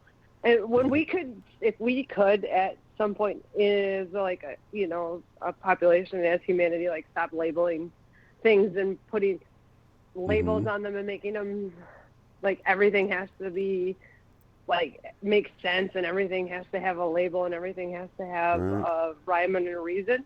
Like, then we let go of all of that. Yes, I know, I understand. Like, then what do we have? But love, but realness, but just the things that we're meant to have, and that we're not forced to have and believe. And I feel like love is primary, and all that other stuff is secondary. And if it's like something that's causing people to fight and divide over, I'm like, look, it's not worth it, because love isn't key anymore. You know, love isn't the primary thing in this conversation anymore, because we're too concerned about proving something no one can prove, really, to the other person, or we wouldn't be arguing about it, you know. So let's just love and forget about all of that stuff, because if it's dividing us, it's not a good thing, you know. Right. Together we stand, divided we fall, and we all hear that. We've all said it a million times in the Pledge of Allegiance or whatever. Yeah. Yet at the same time, we don't realize that, like, we do that with sports teams. We do it so easily on a daily basis that, like, it's just too easily done. And so when I started to like not care as much about sports, and I will say that like I'm from Wisconsin, and like I was a huge Green Bay Packers fan, and I was like, yeah, you know, like if I talked to somebody who was a Bears fan, I was like, I felt this thing in my body where I like almost had this hate, and finally when I went through all of this. When I went through this awakening, I realized, like, holy shit, like, this is not really how it's supposed to be. You're not supposed to have animosity towards another human being. Our natural state of happiness and being in life is love, and is just not ever meant to be judgmental or divisional or whatever, but we've grown up and we've decided that as a society it's okay to have your team and my team, and this is mine and that is yours, and it's like, no, you know, that's mine and that's yours, and it's not. It's so hard to get away from it too, you know. I mean, I was never how it was meant to be. Yeah, well, it's, you know, it's hard not to just keep it at the level of fun. Like, you know, I was raised in St. Louis, so of course we had the Cardinals, and of course the love the Cards. Yep, and then somebody would come from Chicago and they'd be talking about the Cubs, and then you automatically feel that wall go up. You're like, wait, Cards and Cubs, you know, you're the enemy, man. Oh my God, red versus blue. Like, oh, man, but if you're talking about hockey, then of course blue is the color because it's the St. Louis Blues, and then it's like, what am I even doing here? I don't even watch hockey, and I'm like hating this other team that I don't even know. Exactly. When all of a sudden silly. you feel this anger in your heart or whatever, and you're like, holy shit, like, dude, we're just all here on this planet trying to survive and be alive, and not even doing any, like, we don't even play for these teams, and we're mad that you like them. Like, what is that? Yeah. That's when I started to realize, like, I was not really focusing on being present in my life or aware of the fact that we're just so lucky to be here. And when I was thinking, like, well, if Aaron Rodgers doesn't play well today and the Bears beat us, then we're just like really shitty people, you know, like, nope, that does not make or break us as a humanity. But we've been taught to believe that, and then we get so caught up in our minds on things that do not matter one bit. Yeah. And it's like that with everything, politics, even culture. Right. And, you know, and it's designed food. that way. Yeah. Jobs, food, clothing, whatever, cars, whatever. Like, whatever it is. I mean, for God's sakes, it can be that you work at McDonald's and somebody else works at Burger King. You're like, well, McDonald's is the best. Oh, my God. Our fries are better than yours. Yeah. Well, our onion rings are better. How long do you cook your burgers on that side? No. Like, let's be real. Like, when it really comes down to it. You know what? The thing is that I noticed, though, when you're, you know, I've just got this brand new grandbaby, and, you know, you sit there and you think about. Congratulations. I heard that the other day, too. That was awesome. Thank you so much. But, you know, you think the first thing that you teach your child is how to start dividing things up. You know, there's mom, there's dad, there's, you know, this color, this shape. And life is all about dividing, and you just keep dividing and dividing. There's tree, there's grass, there's sky, and, you know, and it's necessary for us to be able to communicate, of course, but we lose what a tree really is when we reduce it down to a 4-letter word, so to speak, you know. Right, when you make it a label. Exactly. Right. When you're like, oh, what's your favorite color? And I start doing that with my niece, and I'm like, no, every color is beautiful. Yeah. Every color is the perfect. rainbow. And then I started to think, like, oh my God, I'm like that guy that painted, and he had that like big hair, and he was just like, and then we're gonna Bob Ross. Pretty little. Yeah. I love Bob Ross. That's how we're supposed to live. Like, Bob Ross had it. He knew what was up. He's just like, no rainbow goes unnoticed, and it doesn't matter if it's gray or if it's purple. It is a rainbow. Yeah. And yes, but we label things, and then we make them pretty or ugly or good or bad or evil or positive. And like, so yeah. So that's where I've been in life. I'm like, okay, how do we just be neutral? How do we rise above? And then when we try to do it and then tell other people, like, oh, it's okay not to judge. It's okay not to cheer for one team or the other. And they look at you like you're just like out of your, you know, mind, because you're like, no, you have to like pick a team. And it's like, you really don't though. And you're the be enemy happy if for you're both like, teams. yeah, I'm going to just root for the winner. How's that? You know, and you're like, well, that's the other team. Well, I Right. want to be on the winning team, so I'm just going to pick whoever Can't we wins. just be happy for everyone who showed up today and Yeah. like I have a clean shirt on and like everything's cool. Like they took a shower. Like let's just look at them as like not a different team, but like here together as one. And then everyone's just like, okay, yeah, go away. So. April Lunsford says she has a Bob Ross bobblehead on her desk at work. I bet that's quite a Yes. bobblehead with a big afro. Yes. Did you guys see my childhood pictures? I had a Bob Ross fro when I was a little kid. So I always enjoy watching this painting. I'm like, there's the guy with the hair like mine, when I was a kid. So. Yes. Yes. All of the above. A happy little tree. I actually have these happy little And we're tree gonna put mints on my desk here. It's got him on it, and it's got these little mints inside shaped like trees, and they're called happy little tree mints. And we're going to put a happy little birthday right over here for your happy little birthday. Right. And it's going to be happy and pretty, and it's going to be birthday-like. We're so happy that it's your birthday. It's so pretty. And, we just can't do that in life. Like, we can't just say, okay, well, you know what, you're a good team, and you're a good team, and we hope, you both have a lot of fun out there, and everyone goes home a winner. It just doesn't happen like that. But that's the thing. So many things are meant to divide us and make us feel like we have to choose a side. And so when I started to decide that I didn't care who won or lost, well, first of all, my family thought I was losing my mind because I've always been such a hardcore Packer fan that they're just well, where does Laura go? Because she would never be okay with the not winning, But it takes whenever we allow the energy that we have in our bodies, in our minds, in our souls, in our hearts, whatever, to be taken away because our favorite team didn't win, then we are losing our power just to be happy in our own existence in that very moment in time.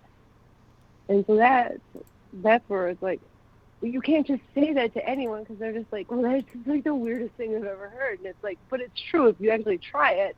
When you when you go to the work the next day and you're oh, the Packers lost, and somebody's all pissed off and upset, and you say, well, you know what? All you gotta say is,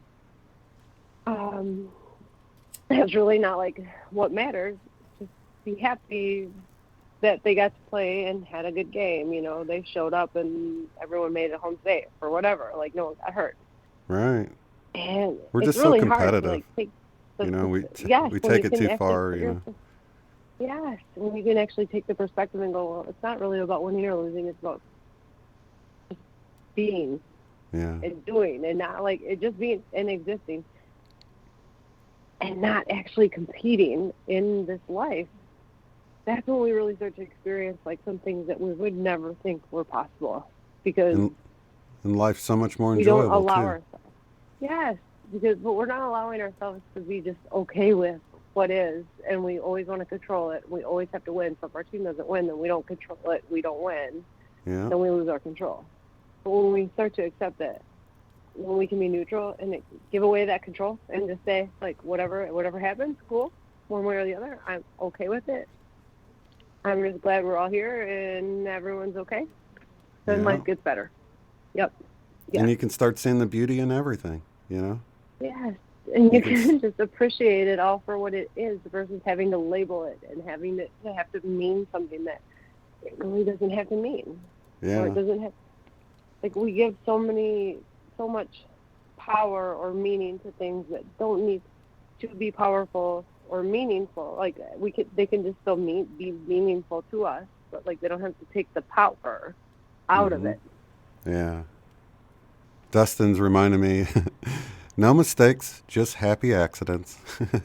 I love Bob Ross. He had it figured out, man. He's sitting there making these beautiful paintings, and and that reminds me of my BQH session. I went to this place, and it ended up because when I was a kid, my mom got me one of those Bob Ross painting kits, and I'd watch him and I'd be That's working on awesome. mine, and it was actually had his little head on there on the products and everything.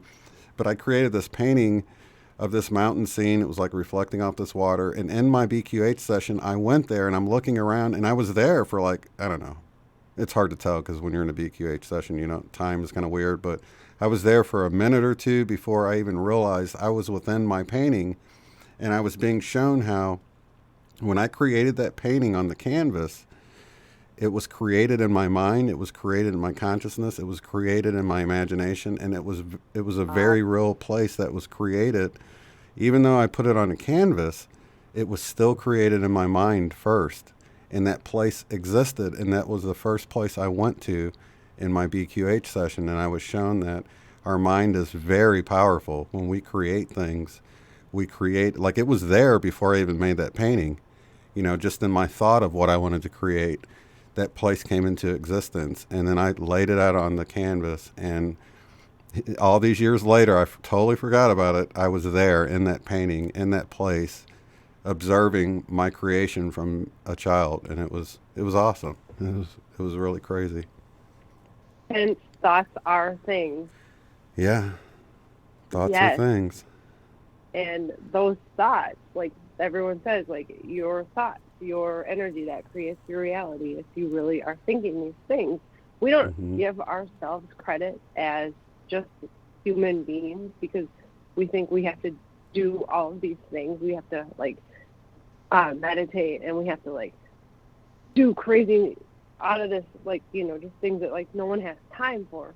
But really, when we truly believe that we are capable of believing that the things that we want and deserve and desire in our lives are possible, and we actually just give that focus to it instead of because we're so, how soon does something that we want come into our mind, and then all of a sudden we're like, well, that's never going to happen, and we completely shoot it down before it's ever even going to happen.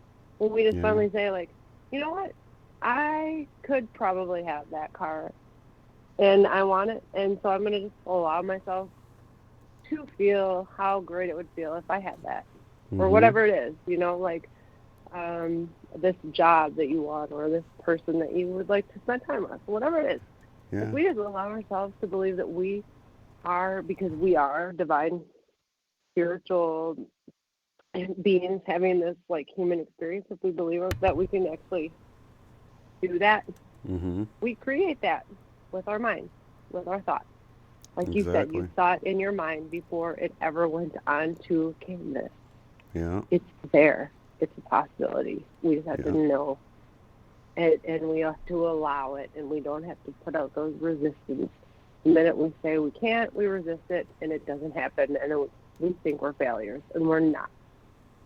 And so often we use that against ourselves, don't we? We create what we don't want because we're using it in the opposite way, We're like, I'm never going to have that. And then that's what we get. We get what we created because we were so focused on what we don't want, We get what we tell ourselves we'll have. And we say, okay, well, I'm only going to allow myself for it to be this good. And that's as good as it gets. Yeah. And when we can stop putting a cap on these possibilities, and we can start to saying well, you know what? How great would that be? And how does that feel? And when we can experience those feelings and just say, okay, oh my God, how good would that feel to have this job that I've always wanted? And just ride that feeling out, that happiness. Yeah. And run with that. That's when it starts to manifest into our lives. But we are so quick to tell ourselves that we're not deserving of it, and that will never happen for us. It will only happen to other people. That we never even let it come into fruition. But it's the second that we have that thought, our subconscious is already on, boom, I'm going to make it happen. Yeah. Right? But then I think we put that just big dagger in it by saying, oh, that'll never happen. Right. And things are manifesting quicker now too, it's exactly. Careful what you focus on, and so we don't have to be that's the beauty of this whole wild, crazy, and it is true that time has sped up immensely. So if we can just like be a little bit more patient, which is difficult because this is the age of impatience and of, you know, it has to happen right this second or it's never going to happen, or seeing is believing, you know, like instant gratification. But if we can actually just be like, for a second, just breathe and be like, that would be pretty cool. Yeah. Give it a second, breathe, and then like allow it to come into your minds and see it for what it would, how it could make your life better, and like actually envision that and see yourself living that life. That's when it happens. It's getting in the vortex, like Abraham Hicks talks about. I am literally just like right now. I'm just like, who am I? Like Abraham? Like did Jerry and Abraham just be like, hey Laura, like come on over and see what you can do, cause tear that shit up, yo. Nope. But that is how she sounds. Right. But there's no doubt you'll get exactly what you need out of the session. Yes.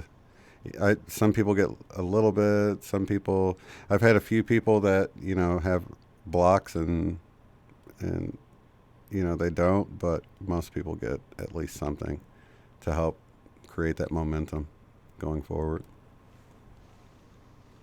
And that's the other thing in our lives, we create our resistance because we don't believe that it's something that we can have or that, you know, we deserve or whatever it is. And I think so often that's just half the battle, is just believing that it is possible, and then knowing that it's going to happen. So it's like, all right, the first thing you have is this thought that sounds awesome, and then you're like, okay, well, I believe it, and then all of a sudden you just like discount it. So like cut out those other two. If you can just like, the minute you have a thought that you want something and then it's doable, then stop there, ride that wave, and then just go on with your day. Yeah. Imagine how that will feel, and once in a while practice how good that will feel, and then go from there. But never stop yourself. And this is coming from the girl that doesn't have all these things that she desires all the time. Cause she's like, oh, I'll get that. And then, like, you know, she's like, well, why would I have that? Right. Why should I have that? Like, I don't know why I should have it. You know what I mean? Yeah. I'm just being kind of silly I totally get it. Yeah. But we're all figuring it out. We are. But I think the fact, like I said, I got through on this call. I don't know how. And like, just, I've watched so many of your videos lately. This is just mind blowing to me that I'm talking to you in real life. I actually think I have, I think I did this in a dream state and it came true. Probably did. I've been having dreams like that too. And now the cat's out the bag. I'm just a regular old guy, you know? Yes. No, it's true. Because I was like, okay, well, I keep telling you know, through the day, I'm like, okay, I'm going to have a lucid dream. I'm like, am I awake or am I dreaming? And I constantly am talking to myself about it. And I will listen to videos like with you and just your channel or stuff like that and doze off to sleep. And so now this is really happening and it's not a dream. And it's wild. A dream within a dream, right? Yes, the truth. That. But no one gets it. Well, not no one, but like only half the people get it when you say that. They're like, huh? You're like, never mind. You'll get it someday, maybe. I don't know. And you're just like, no, it's real life. I think we're all right where we're supposed to be, and everything's more perfect than we realize. And that we're never alone, and we have all this help, and we're, you know, being guided, and that's what comes through sessions a lot, is that, oh, you're right where you're supposed to be, doing what you're supposed to be doing, and then people will actually get little ideas of how to move forward. But, you know, for the most part, I've seen that people are well, anybody that's sort of getting a BQH or QHHT session anyway, they're awakening, they realize there's something more going on, and they're seeking it out, and that alone sort of tells you where somebody's at, the fact that they're even at that place, you know what I mean? So Yeah. So everything is as it's supposed to be. Perfect. All in divine timing. Yeah. And before I got to come on the call with you, I did say something in the chat, like, about how I just, I really wasn't. I'm not understanding things lately, and I just didn't think things just, I don't know. Not saying it's not fair, because that's a silly statement. Mm-hmm. More like it's not. It doesn't, like, all I can say and achieve into myself doesn't make sense, but that it doesn't make sense. Like, I feel like, okay, so I've been on this planet for 39 years, and I don't have a family, or I don't have a husband or kids or the perfect job or whatever it is, and I'm like, did I really have a point? Like, I felt like I came here for a reason, especially after having, like, an awakening or, going through all of the things that you go through, and you still go, how can I help? Or how can I do something better? Or what is my purpose? And when you're constantly asking, and you watch all of these videos for, like, however many months and days or years on end, and it says, just ask and you'll get the answer. And do some automatic writing, and it will come to you. And yeah, I've tried all that stuff. And it's just like, holy shit, like, what the fuck? Sorry, I apologize for my language, but like when? So when is that answer? Or am I doing, and then it's like, no, your purpose is to be alive. And I'm like, what? Yeah. To be alive and, like, working a job, like, what? Like, that you don't love. Like, I don't get it sometimes. You get to a point where you get, like, not defeated, because, grateful to have a job, grateful to be alive, grateful for the things that we're supposed to be grateful for. But then it's like, again, going back to that thing of, like, the teams and the picking a side, and you have to be grateful for something, or you have to do this to be recognized for that. And I don't feel that, like I don't need to be recognized for anything. I don't need to be known for something. I just I feel like there's something that I am supposed to be doing, and what the hell is it? And how can I figure that out? And I think having a session might be my answer.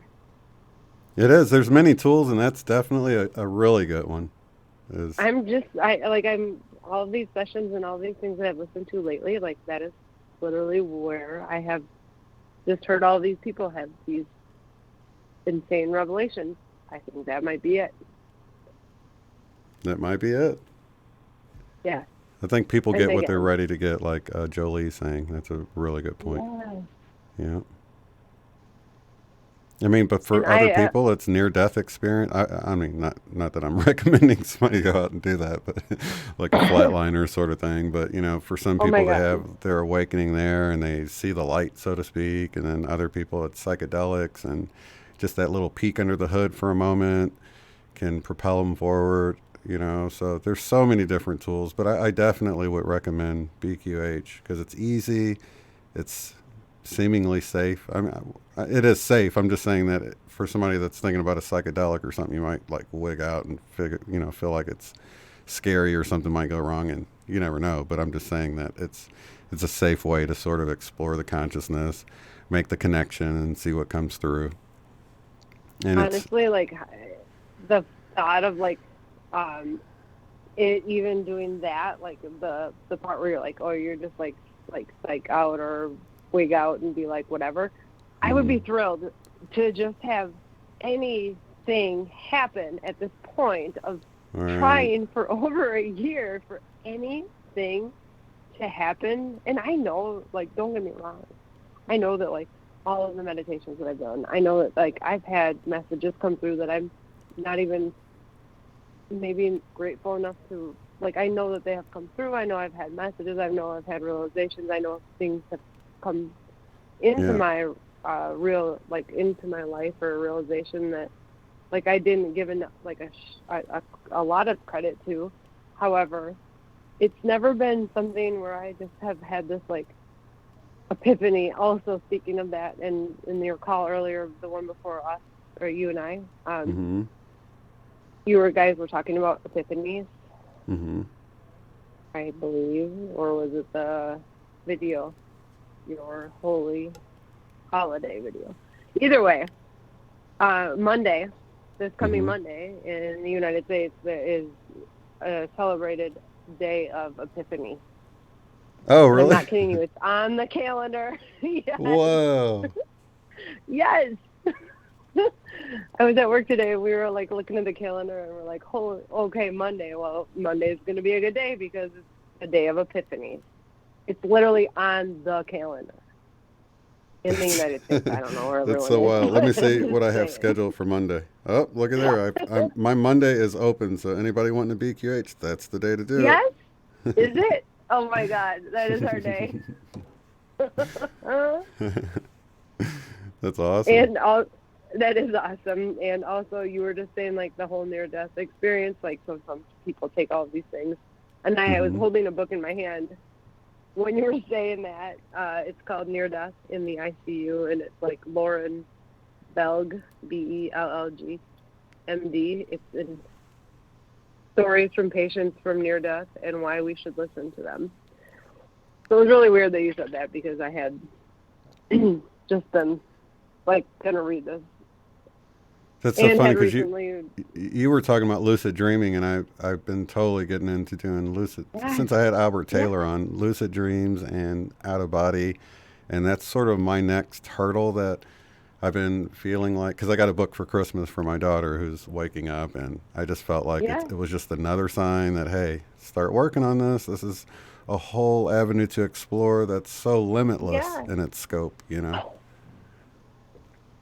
And that's what I've been, like, on a daily, like, you know, they say, okay, you're supposed to, throughout the day, say, is this real life or am I dreaming?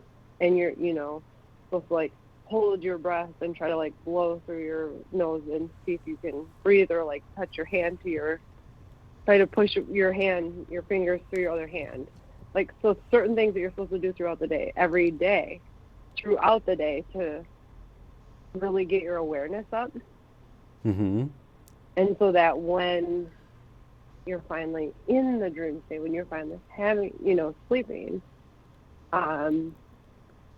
those things you're going to, because when we do things during the day, all day, always, that's going to happen in our dreams as well.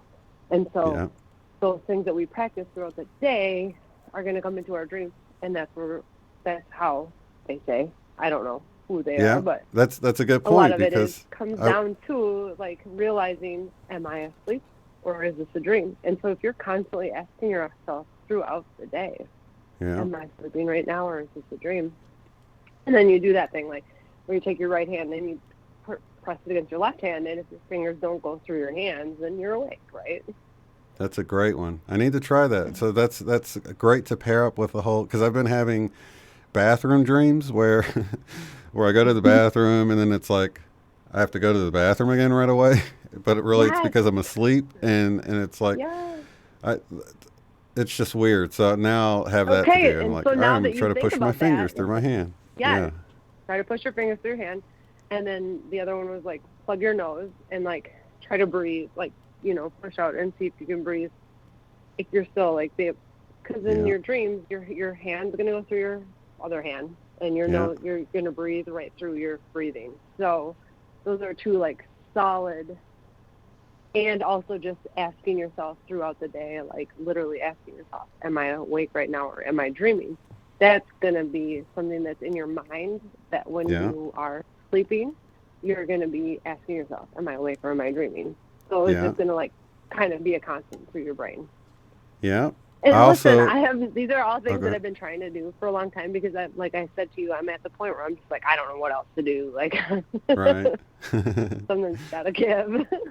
I found that another thing is checking to see if page numbers are sequential or to see if clocks line up at the same time. Yeah. Clocks, yes. Clocks are very big. The other thing too, I think I've heard is waking up, setting your alarm clock to wake up an hour before you normally do, and then to go back to sleep. So if you can just wake up shortly for like an hour and a half and then go right back to sleep, your chances of, and with the intention, tell yourself, I am going to lucid dream. I'm going to be aware that I'm dreaming. With that intention, when you go back to sleep, then the chances of you having a lucid dream and being aware of it are substantially higher. Right. Yeah, I've heard that. The waking back to sleep. Yeah. That's when I have the best experiences. Although my very best out-of-body experience, I had gone to sleep, and it was a little bit after I'd gone to sleep it happened for me. I thought I rolled over. I started buzzing really hard, and I thought I was having a heart attack or something. And I rolled over to wake up my wife, and I just, as soon as I went to wake her up, I was back in my original position, and I hadn't really rolled over. I was like rolling out of my body. And happened like 5 or 6 times in a row, and I finally got up and felt the floor and felt the ceiling, and I was like, okay, I'm really awake, and then popped back into my body again, and I was like, oh no, I'm here again, And finally, it was the notification sound on my phone, and I just really paid attention to that sound and moved towards it, and I really woke up. But it was like a half dozen times. I didn't know what the heck was going on at that time. Actually, at the time, I thought I was being targeted or something because I just watched some like, I really did. I thought I was getting beamed. So you got in your head. It was some stuff I watched about targeted individuals, and I'm like, they're beaming me with a satellite or something. So it's like your brain automatically goes to the fearful thing. So after I figured out it wasn't a heart attack, then I went to that, and then after I was like, oh no, they're not targeting me. It's not like they got bigger fish to fry, basically. Oh my God! Like, but when maybe you I'm getting go abducted. through that like awakening part, you think that that's happening. Like, oh my! I bet there's other people that are listening right now that have done it because I did. I got to a point where I was just like, oh my God, these squirrels, they've got monitors on squirrels or birds, or you know what I mean? Like you just get to this like insane point where you're just like, oh my God, what is real, what is not real, and I don't know what I'm doing, and I should probably be locked up. Right. That's how I was with the whole Mandela effect thing. I was like, oh my God, am I going to have to start playing along with everybody because nobody sees it? I don't want to be the only one. When I started talking about it, I'm like, okay, so like it was almost a year ago, and I was like, nope, I can't do it. I cannot do it. I'm not doing this. I'm checking out of this, right? I am out of this game. Done. And then all of a sudden, like, all of this stuff keeps coming into your feed. Yeah. And it comes into your feed for a reason. Yeah. And you push it aside, and then it comes in harder, and then it comes from other directions. It comes from things that aren't in your news feed. It's, people, things, words, whatever. And all of a sudden, it just gets to a point where you're just like, fine, you're right. It's not that scary. I'm still alive. That squirrel did not get me. Like there's no such thing as FBI deer, and life gets a little better. Less scary. Well, that's even Vanessa VA had this chart that Sherry always talks about, because in the chart it's like you go through this time where you feel like, either like you're going crazy or you feel like you're being targeted. You're like, man, are they going to come get me? Some people get stuck in it for a long time, Laura. I mean, for years it's even. The fear. They get stuck in the fear. For me, it was a few days. Well, that is so lucky for you. Mine was over almost a month, and it was fear. And like we talked about before, energy flows, or where your mind goes, energy flows, or whatever. Where your thoughts go, energy flows. So, I truly believed I was being targeted. Yeah. I truly believed I was being followed. I only told and the fact that I even told one person was a lot. Like, it was a big deal, but I think almost helped me to put things into perspective to the point where at the time, I didn't believe that I was putting things into perspective. I believed that it was truly happening. Mm-hmm. Saying it out loud to somebody versus just myself, believing that it was happening and no one could know and I could never tell anyone. I think I would have stuck a lot longer in that, in that vibration. Oh, I would for allow sure. myself to only be in that vibration because I believed it so hard and never allowed anyone else into it. I would have stayed there a lot longer. By saying it out loud, seeing somebody else's perspective, whether you like their perspective or not, or believe, and no one's going to like their perspective or believe, or, feel good about the fact that they just think you're nuts. Mm-hmm. They think you're crazy. They think you're losing your mind. And we put so much of this pressure on ourselves we don't want it to be real, but at the same time, we don't want it to not be real because we don't want to sound like we're crazy. Right. So it's a really thin line of understanding that we bring a lot of these ideas, thoughts, and just actual situations onto ourselves by allowing lower vibration incidences to come into our reality. And what is reality? Like, if we're going to sit and get that deep, we are allowing something that we believe is truly happening in our reality at a certain point in time when we're at a certain level of vibration in our life. However, how real that is just in that moment, in that vibration, in that time, in that line. And is the timeline real? Like, we can get deep, right? We can get really deep. And the biggest, most important thing to realize is we control that to so much more of it's so much deeper and more bigger. It's bigger than us, and we have so much more control over it than we give ourselves credit for. And we don't give ourselves enough credit, and especially in the times when we're feeling low and scared and sad and fearful. When we're that's when things are really scary and things are really coming at us that we just think, how is no one else seeing this? How is this even happening? And am I going to live? We get really fearful.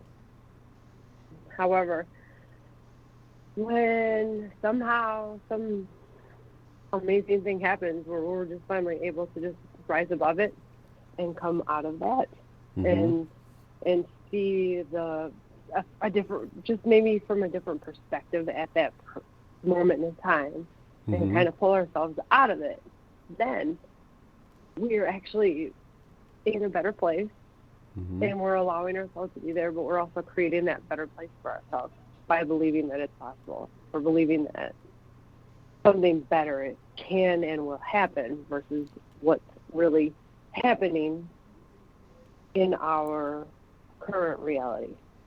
Yeah, I think one of the problems people face is that they'll jump into something with both feet. This really gets back to the whole unbiased and on the fence concept, is that when you are so sure something's happening, then you don't leave yourself any room to back out of that, and then everything you see is going to support that new belief that, if you think everybody's after you, for instance, then everything's going to really look like everyone's after you, whether they are or not, and it's going to support your belief. That's why it's important to just consider something without jumping all on board completely, because that's sort of the thing that makes you get stuck in a certain area, for 2-3 years or whatever it is, when you could have moved through it a little bit faster if you would have said, you know what, I'm going to stand back from this. Maybe that's what's going on, but maybe it's something else too, and I'm not sure what it is. But as soon as you become sure of it, you get tunnel vision and you can't see anything that sort of disproves it, and you only see the things that seem to support that idea.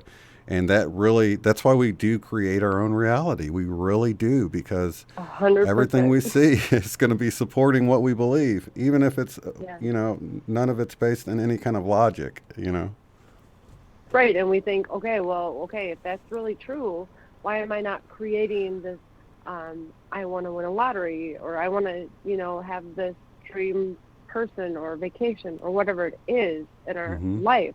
But we do not give that much time and energy to the things that we want as much as we do to the things that we fear. The things that we fear are so much more prominent and become so much more, they take over our lives in a sense, because we allow them to, and we build them up so hard, and I don't understand it. I don't know how to explain it. I think it's something to be really, when we're, you know, as when we're able to be super aware, and that's one of the biggest keys in our lives, is just to be aware and being in the now moment and being accepting of what's happening and aware of it and not judging it. That's when we're really winning.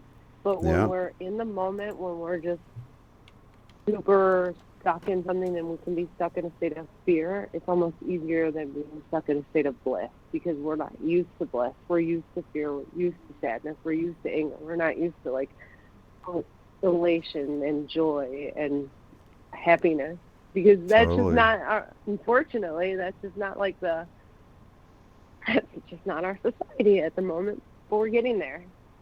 However, when we get stuck in a state of fear, it's easier to be stuck in a state of fear than it is to be stuck in a state of bliss. And we don't call it stuck in a state of bliss. We call it stuck in a state of fear. We call it like lucky to be happy for however amount of time that we can sustain that vibration. But when we kind of start to step back from any of those feelings, whether it's bliss, whether it's fear, whether it's sadness, whether it's hate, whether it's love, or any of that, when we can kind of just step back from it all, any of those feelings, and just go, I'm aware that these things are happening, and I'm okay with that, and you can be a little more neutral. And I'm not saying to not have feelings at all. I'm just saying to be not so attached to the way these certain things are making us feel, so that we're attached to an outcome, when we're just aware of them, observing them, being grateful for them, and then allowing them to just be, and allowing ourselves to just be. That's when we really start to find our true center, and we start to find like that it doesn't have to be, I love this team, or I love that team, or I love this weather, or I hate the sunshine, or I love the snow, or vice versa. But we can just be like, it's okay, whatever it is, it's okay. We can accept everything for what it is in that moment. That's when we start to find our true bliss. That's when we start to find our true happiness. When we can just start to be accepting of whatever it is in the moment, no matter what. Not judging it, not hating it, not loving it, but just being aware of it and saying, I'm grateful for it. That's when we start to truly succeed and win as a person. And then as realizing that I'm not just a person, but I'm connected with the person next to me, and the next to me, and next to me. Yeah. And together we all start to feel that as a one, as a whole. Yeah. And that's when things start to change and start to shift. That's very good. I mean, a lot of people take the whole judge not lest ye be judged scripture, which is no longer that, by the way. It's judge not that ye be not judged. But either way. Did that change? But okay.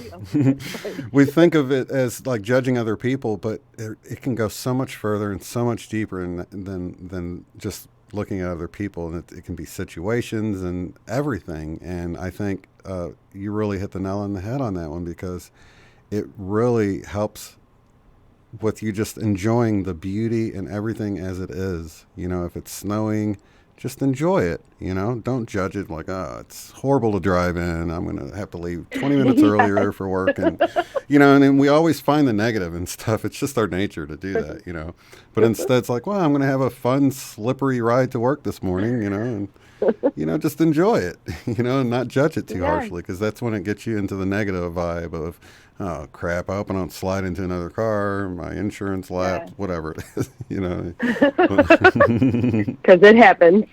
Right. But one more thing to the whole, like what you were saying, because I go back to the lottery thing, and I think not only do we have the perspective of looking at things from worldviews, but also we're like multi-dimensional beings. There's so much more to us than what we see here in these 3D bodies. So people will actually say, well, the manifestation thing doesn't work because I knew I was going to win the lottery, but I didn't win the lottery. But they don't realize they're this multi-dimensional being, and they're just this little lower 3D aspect of this pillar that goes through all of these dimensions, and it was out of alignment with their higher part of their being, and I think as we move up those levels and we begin to embody those higher dimensional aspects of ourselves, then suddenly we realize why we don't want to win the lottery in that instance, because, that would totally take me off the journey I'm on here and the important things I'm doing. Instead of being here with the people, I'd be on a yacht on the ocean. I wouldn't be doing what I'm supposed to be doing. But you don't see that from that lower level. You just see that the whole manifestation thing didn't work for you, and then you toss out the baby with the bathwater, as they say. Oh, it must not work because I had the faith of a mustard seed and it didn't work. Well, you're much more than where you're at, and you're at this lower level of thinking, and you weren't bringing in your whole being, your higher self.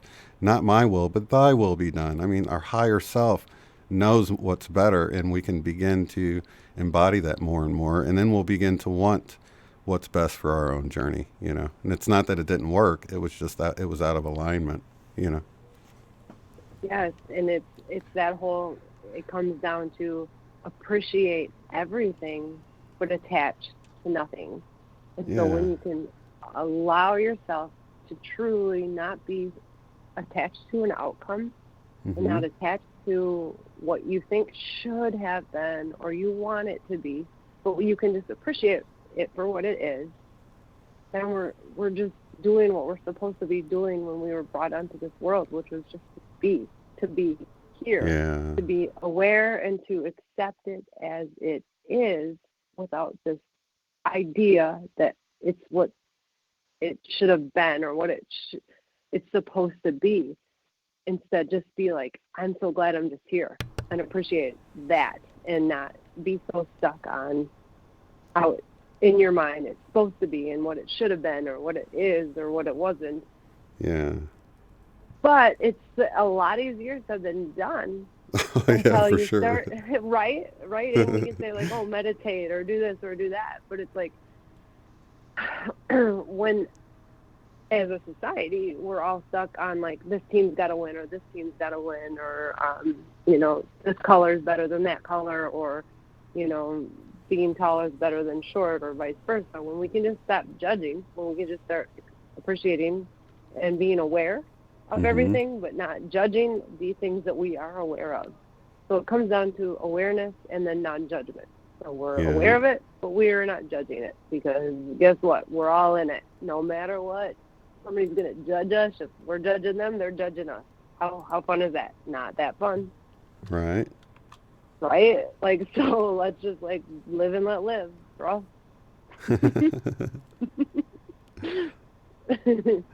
Yeah, I was just typing in there, Hold On Loosely by 38 Special.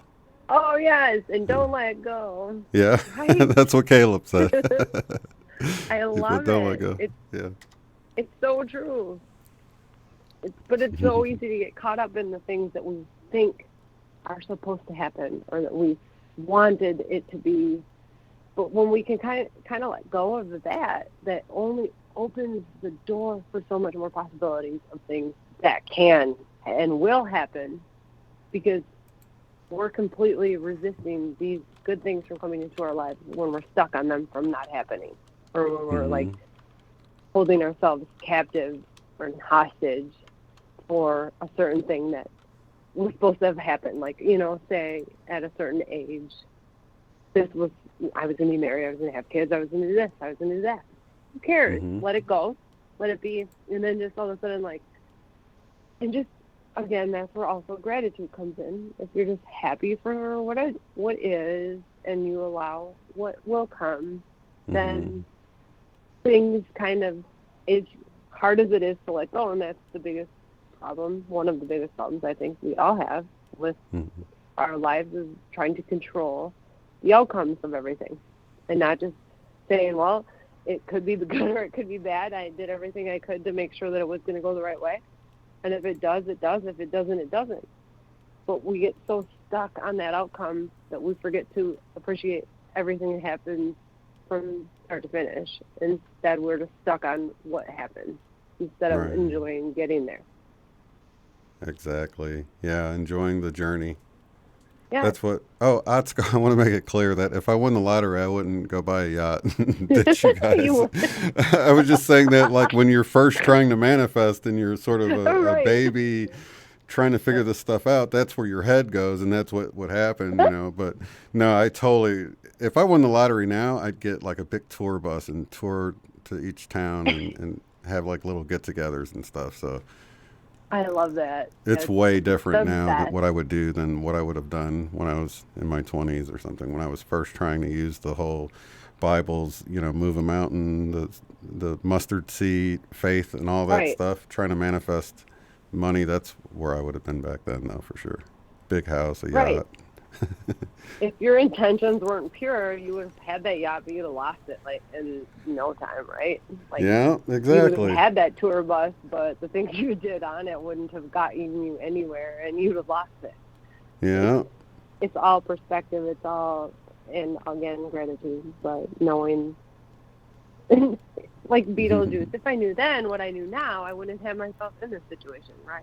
Right. I don't But that's the know what thing. Beetlejuice. We've learned our lesson from doing all the Yeah. wrong things. So we would have still done the same thing if we went back in time, because we wouldn't have had all the knowledge from knowing not to do that, you know. So that's why you realize that everything happens just as it's supposed to, and we grow from everything that seems like a mistake was a stepping stone, a learning experience, and it made us who we are today. That's why we have more empathy, is because we've learned to respond that way with other people and all of that good stuff. Exactly. It's not called a journey because we're supposed to go from A to like Z. It's A, B, C, D, E, F, G, and then all the way through, because each single one of those happenings, as good or bad as they can be, they're all for a reason. Everything's for a reason. Never think that anything in this life is by chance or what a coincidence. You know, I remember when I used to think everything was like a coincidence, or if it was good, it was a coincidence. If it was bad, it was like my luck's awful, right? Yeah. And so it was never like just this is actually what's supposed to be happening, because how weird does that sound when you don't understand that the world is actually working for us, not against us, when things are happening for us, not to us. When we start to realize that, like, things that don't manifest in our lives that we've dreamed of or desired for so long just weren't not meant to be, but we think of it more as like, well, nothing good ever comes to me, or it always happens for everyone else. But it's never that, and it's hard when you feel like you've gone your whole life, and like I started out this conversation with you was like, I don't understand why I'm here. I don't understand what I'm going through this path for, or like, you know, hardships or all the bad things that have happened. But when you really start to like sit down and go, okay, you know, I get it. Oh, that didn't come to fruition because, well, that would have led me down like a worse path than I'm on now, or whatever it is. But if you can't see the forest through the trees, and if you're always wanting something that's out of reach, or looking at things from the perspective of want versus need, or not appreciating them, basically, is what it comes down to. Yeah, and we grow so much more through adversity, you know? Yeah. The Law of One calls it catalyst, because it actually launches us into greater growth when we go through tough times, you know? It makes us stronger. Yeah. It's like working out. It's just like getting those muscles going, and you tear the shit out of them, but you know, you gotta let them rest. Right. And that's the good times. And then they're good, and you're the good times feel better. That was super worth it. Right. The good times feel better, but you're not growing as much. Right. You know? It's the struggles that help. And that is the other thing is, you know, you find all of these gurus or these people, these mentors or videos that you'll watch, or people you listen to that either make you feel really good, or they'll make you feel happy for a little bit, and then you don't always agree with everything they're saying, so you stop listening to them. But then you get somehow brought back to them, or whatever the case may be.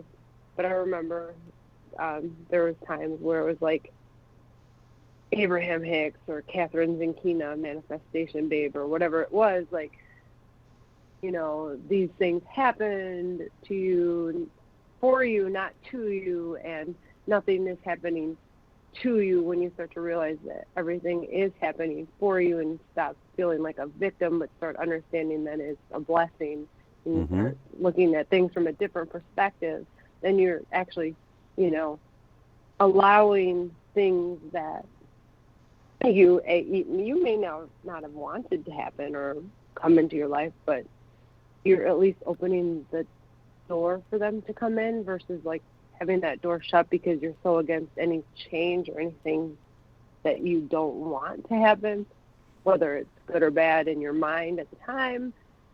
If you're always blocking that, you're never going to have, well, you're usually blocking it because you're trying to control it, and then you're trying to control something that's not supposed to happen. And ultimately that comes down to feeling sad or feeling like disappointed or, you know, suffering. So we cause we cause a lot of other suffering because we don't just allow things to happen, or we don't open up our minds and our hearts and our confidence to the fact that there's something greater out there than just ourselves trying to help us navigate through this life. Yeah, and learning from the experience. That's why early on I was saying about the whole, you can see, like, if there's like boxers sparring, he can see it as being attacked, but it's better to see it as just an adversary that's going to help you grow, and it's going to help you learn, it's going to help you experience more. So it's actually having that perspective of, this is coming at me for a reason. Maybe it's going to bring some things to the surface I need to deal with right now. Whatever the reason, there is a higher reason for this seeming attack that's happening to me. It's just shifting your perspective to realize, this negative thing that's happening to me is happening to me to help bring forth growth and momentum, to learn something, to be a stronger person after I make it through this, and I will make it through this. So it's more of an optimistic way of looking at these attacks that people have been dealing with whatever it is. I mean, you can look at that, anything like that, because you can view it. It's a totally valid way of viewing it, being attacked, but it's more helpful. I feel like it keeps you more optimistic, keeps you more positive about whatever situation you're in when you realize that there's this higher purpose. This is making me stronger. You know, I mean, you can think I'm attacking my muscles right now while you're lifting weights, and you're tearing the crap out of them, right? But at the end of the day, you can think, oh, this hurts so good. You know what I mean? This is right.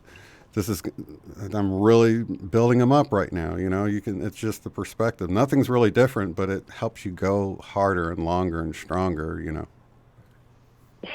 And change is one of the biggest things that we resist, yet it's one of the things that helps us grow bigger than we'll ever give it credit for at the time, because it's scary and no one likes it. Not no one likes it, but it's very common to say you're comfortable and everything is just perfect the way it is. But if we don't change or we don't grow with that, we don't expand and we don't appreciate, you know, what we have in this moment. And that's the other thing too, and it's really easy to say, like, that you want to be at a different point in your life, and I catch myself doing it. And by you know, having these expectations of where you were going to be at yada yada, whatever it is, if you can appreciate where you're at, even if it's the worst, even if it's like, you know, living at your parents' house and you're 35 years old or whatever it is, and or you don't have a car, and you have all these ideas of what it's supposed to look like at this point in time. If you're hung up on those thoughts and ideas, instead of just saying, I am where I am, and I appreciate it, and I am grateful for everything that I've got right here, right now, in this very moment, that will help you catapult to the next moment, because you appreciate where you're at. You're not just looking for that next, so where you think you should be or where you think you were supposed to be or where you just want to be. Because if you can't appreciate where you are right here in this present moment, then you'll never, ever appreciate it when you get to that next moment. Mm-hmm. And you'll never be happy because you'll always be considering, or you'll always be wondering, well, what's it going to feel like when I get to that next? When I'm that, like, you know, $500,000 home and I've got like 8 cars and I've got 7, whatever it is. Like, right. If we don't be grateful for the very things that we have right in our moment, right now, then when will we be grateful? Mm-hmm. And what's the point of the next level? And what's the point of the level after that? It's never, like, good enough. It's never something we're grateful for. Yeah, and it gets back to what you were saying about judging. You know, it's like you're judging your situation or you're judging yourself along with everybody else. Like, well, look, they're my age, and look what they have at their age, and look where I'm at, and you're just judging. It's like, dude, we're all on our own path here. We're all on our own journey. And, you know, if somebody was raised with lots of money and they've made it somewhere, but you've gone through more hardships, then you've probably grown a lot more than that person. I'm not, there we go, judging again, but still, it's like, don't look at your situation and compare yourself to someone else, because we've all been like groomed for our specific journey and our specific task and mission that we're on, you know? And then one of the biggest things we can do is judge our private lives against what we see in people's public lives, and their on Facebook or on Instagram or whatever they're showing us, showing the world, and we're looking at that and we're going, oh my gosh, why don't I have that? Why am I not there? Like, yeah, because we're literally looking at that beautiful public life. Because how many times have we posted something on Facebook going, well, shit, this might not be the real deal, but you know, it looks good, right? Like we do, right? So we're putting that stuff out there going, well, I hope everyone buys it, but let's be honest. You're like, I can't go to the family reunion. I've only been putting these photoshopped pictures of myself up there now. Right, like nobody has seen me from the neck down for like 6 months. This isn't me. But like, oh my gosh, I've got my same Facebook picture up, well, on my main account or whatever, because I don't ever really go on there. But it's the same one I've had since 2006, so it's like 15 years old. He's like, dude, do you ever change your Facebook picture? Why? I look so young in it, you know. You're like, if you really want to see me, just go watch any other video. Well, most of the people on there have no idea I'm on YouTube, you know. They probably come in, really? You don't look anything like your Facebook picture. Oh my God, you have like so many videos. It's insane, Shane. It rhymes. Almost 700 now, yeah. Oh my gosh, that's nuts. But it's true. Like, look at it. Look at Facebook. Look at that. Like Instagram, you know. And I don't even know the last time I looked at mine. But we're looking like that's us, right? But it's not really us.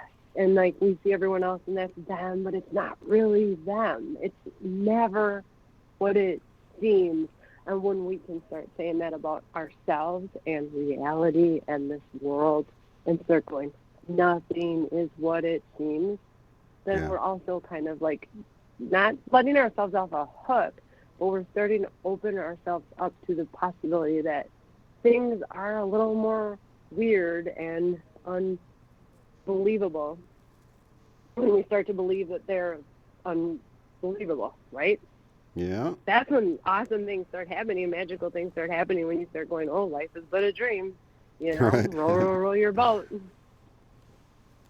Absolutely. Do you think those kids' rhymes were an accident? Do you think all these movies talking about the heart center and feeling love and bringing ourselves back to the true bliss that we were meant to be as human beings is an accident? None of that's an accident. No. Mandela effects, none of that's accident. And nothing's meant to be scary. It's all just meant to help us grow and become more evolved and more loved, more loving towards ourselves. That's the number one. And then towards each other. But when we can start to love ourselves, that's when we start to love everyone else. Until then, we're always going to be judgmental. And we'll always have that element because that's just society, or that's how we've come through this world. It's really almost like a battle shield or something to be like that. But it doesn't have to be. We can just, once we love ourselves truly, fully, for real, then loving everyone else starts to get a little easier and more understandable and more, not understandable, but it just makes more sense to start going, why would I ever not love this person? Or why would I ever judge this person? That's when I started to realize, like, when I started seeing how I was so torn on sports and events like that, that things, that wasn't normal. It took me a really long time to step back and see that and go, holy crap, I guess I'm not supposed to dislike somebody because they don't love my team. Right. But it was an archetype for so many other things. And it was, that was all on purpose, just so you would be able to see, you know? Yes, you're right. And that, you know, that takes me back, what you were just saying about the fear and everything takes me back to what Sherry was telling me. She goes, doesn't it seem like anytime you do like out of body or anything like that, there's these gatekeepers that are supposed to scare you off from saying the truth, you know, and if you can get beyond the fear, you can get to the beauty in things. And I was like, oh my gosh, that reminds me of the Truman Show. It's like whenever he wanted to go out in the ocean and get to the edge and see that it was just all this made up movie set, they turned on the scary floodwaters and made it rain really hard. And when he tried to climb over the hill where the edge was, they were like, don't go over there, you might fall down the mountainside or whatever. They were always trying to scare him whenever he got close to the truth, because they were just trying to protect the illusion of it all, you know. And it's just totally like that. I was like, oh my gosh, I had a little epiphany when she said that. It's like the gatekeepers. They're there to kind of scare you off from finding the truth, but if you can get brave enough to walk beyond, that's how religion is, you know. I don't know how long I was stuck in religion, scared to seek out truth, because I thought God was going to burn me in hell forever if I went out on a limb. Fear God, fear God. Yeah, he's going to break it off and burn me, break off the limb. Yeah. And now what are they calling the womb? The Matrix? The Matrix. Are you serious? I love that. We come into the Matrix. That's true. And that's then how what we does the get mama here. do it? And so we call it the Matrix. The Ma-trix. The Ma plays tricks on us, right? We're in the womb. We're in the womb. Ma plays tricks.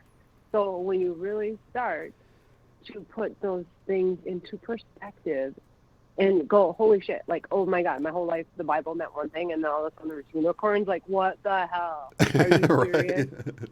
Come on. It's all the veils dropping. I think that's what 2020 is all about, you know, the clear vision of it all. The veils thinning. It's the clear vision. It's the 2020 vision. No more hindsight. It's right here, right now. And that's my thing. That's like, I feel like what 2020 should be is right here, right now, in our faces. It is already in our faces. But like, constantly tell yourself it's right here, right now. Quit living in the past. Quit living in the future. Start going 2020 right here, right now. Right here, right now. Always right here, right now. Quit allowing ourselves to go back or forward into something that isn't or something that was, but it's probably changing, because who knows if it's going to flip-flop and it's become something that was or wasn't. And right. If Nelson Mandela might come back to life. Nobody knows, right? But I love that. And Jolie's right. She's saying she's so glad you called in. Yeah. What? Really? Really glad you called in, and really glad you found us. And I know it was no accident. And I'd love to do a BQH for you whenever. Just drop me an email. And yeah. So unfortunately, we are all out of time for this one, but I'm so glad you called in, and I had such a great conversation with you. And no one else called behind you. It's like everybody hung up. You came through, and no one else called after you. I just totally thought I took everyone's time, but thank you, Shane. No, nobody else called in. Everybody's just enjoying the conversation, and it's perfect. It worked out exactly as it was supposed to. As it was meant to, for sure. Yeah. I'm going to email you about a session. Like, this is happening. I'm so excited. This is awesome. Perfect. I'm so happy that I called tonight, and I know this is going to sound silly, but you've changed my life for one evening. Oh, awesome. So glad. Yeah. Thank you so much, Laura. Lots of love and light to you and everybody watching this. We're going to have our first, I don't know if you join in with our power of, it's going to be called the Power of One now, but we combine our power of intentions to change the world on Saturday nights. because we are really powerful and we're stepping into that power. So we'll be back tomorrow night for a live stream. And thank you again, Laura, for calling, and don't be a stranger. Yes, sir. Take care, Shane. All right, have a good one. Thank you. All right, you guys, we'll see you on the next one. Lots of love and light. We'll tomorrow night at 8, same time, 8 p.m. Eastern time, and we'll see you then. Peace. If you'd like to support the work I do, go to paypal.me/UOTF. Your love.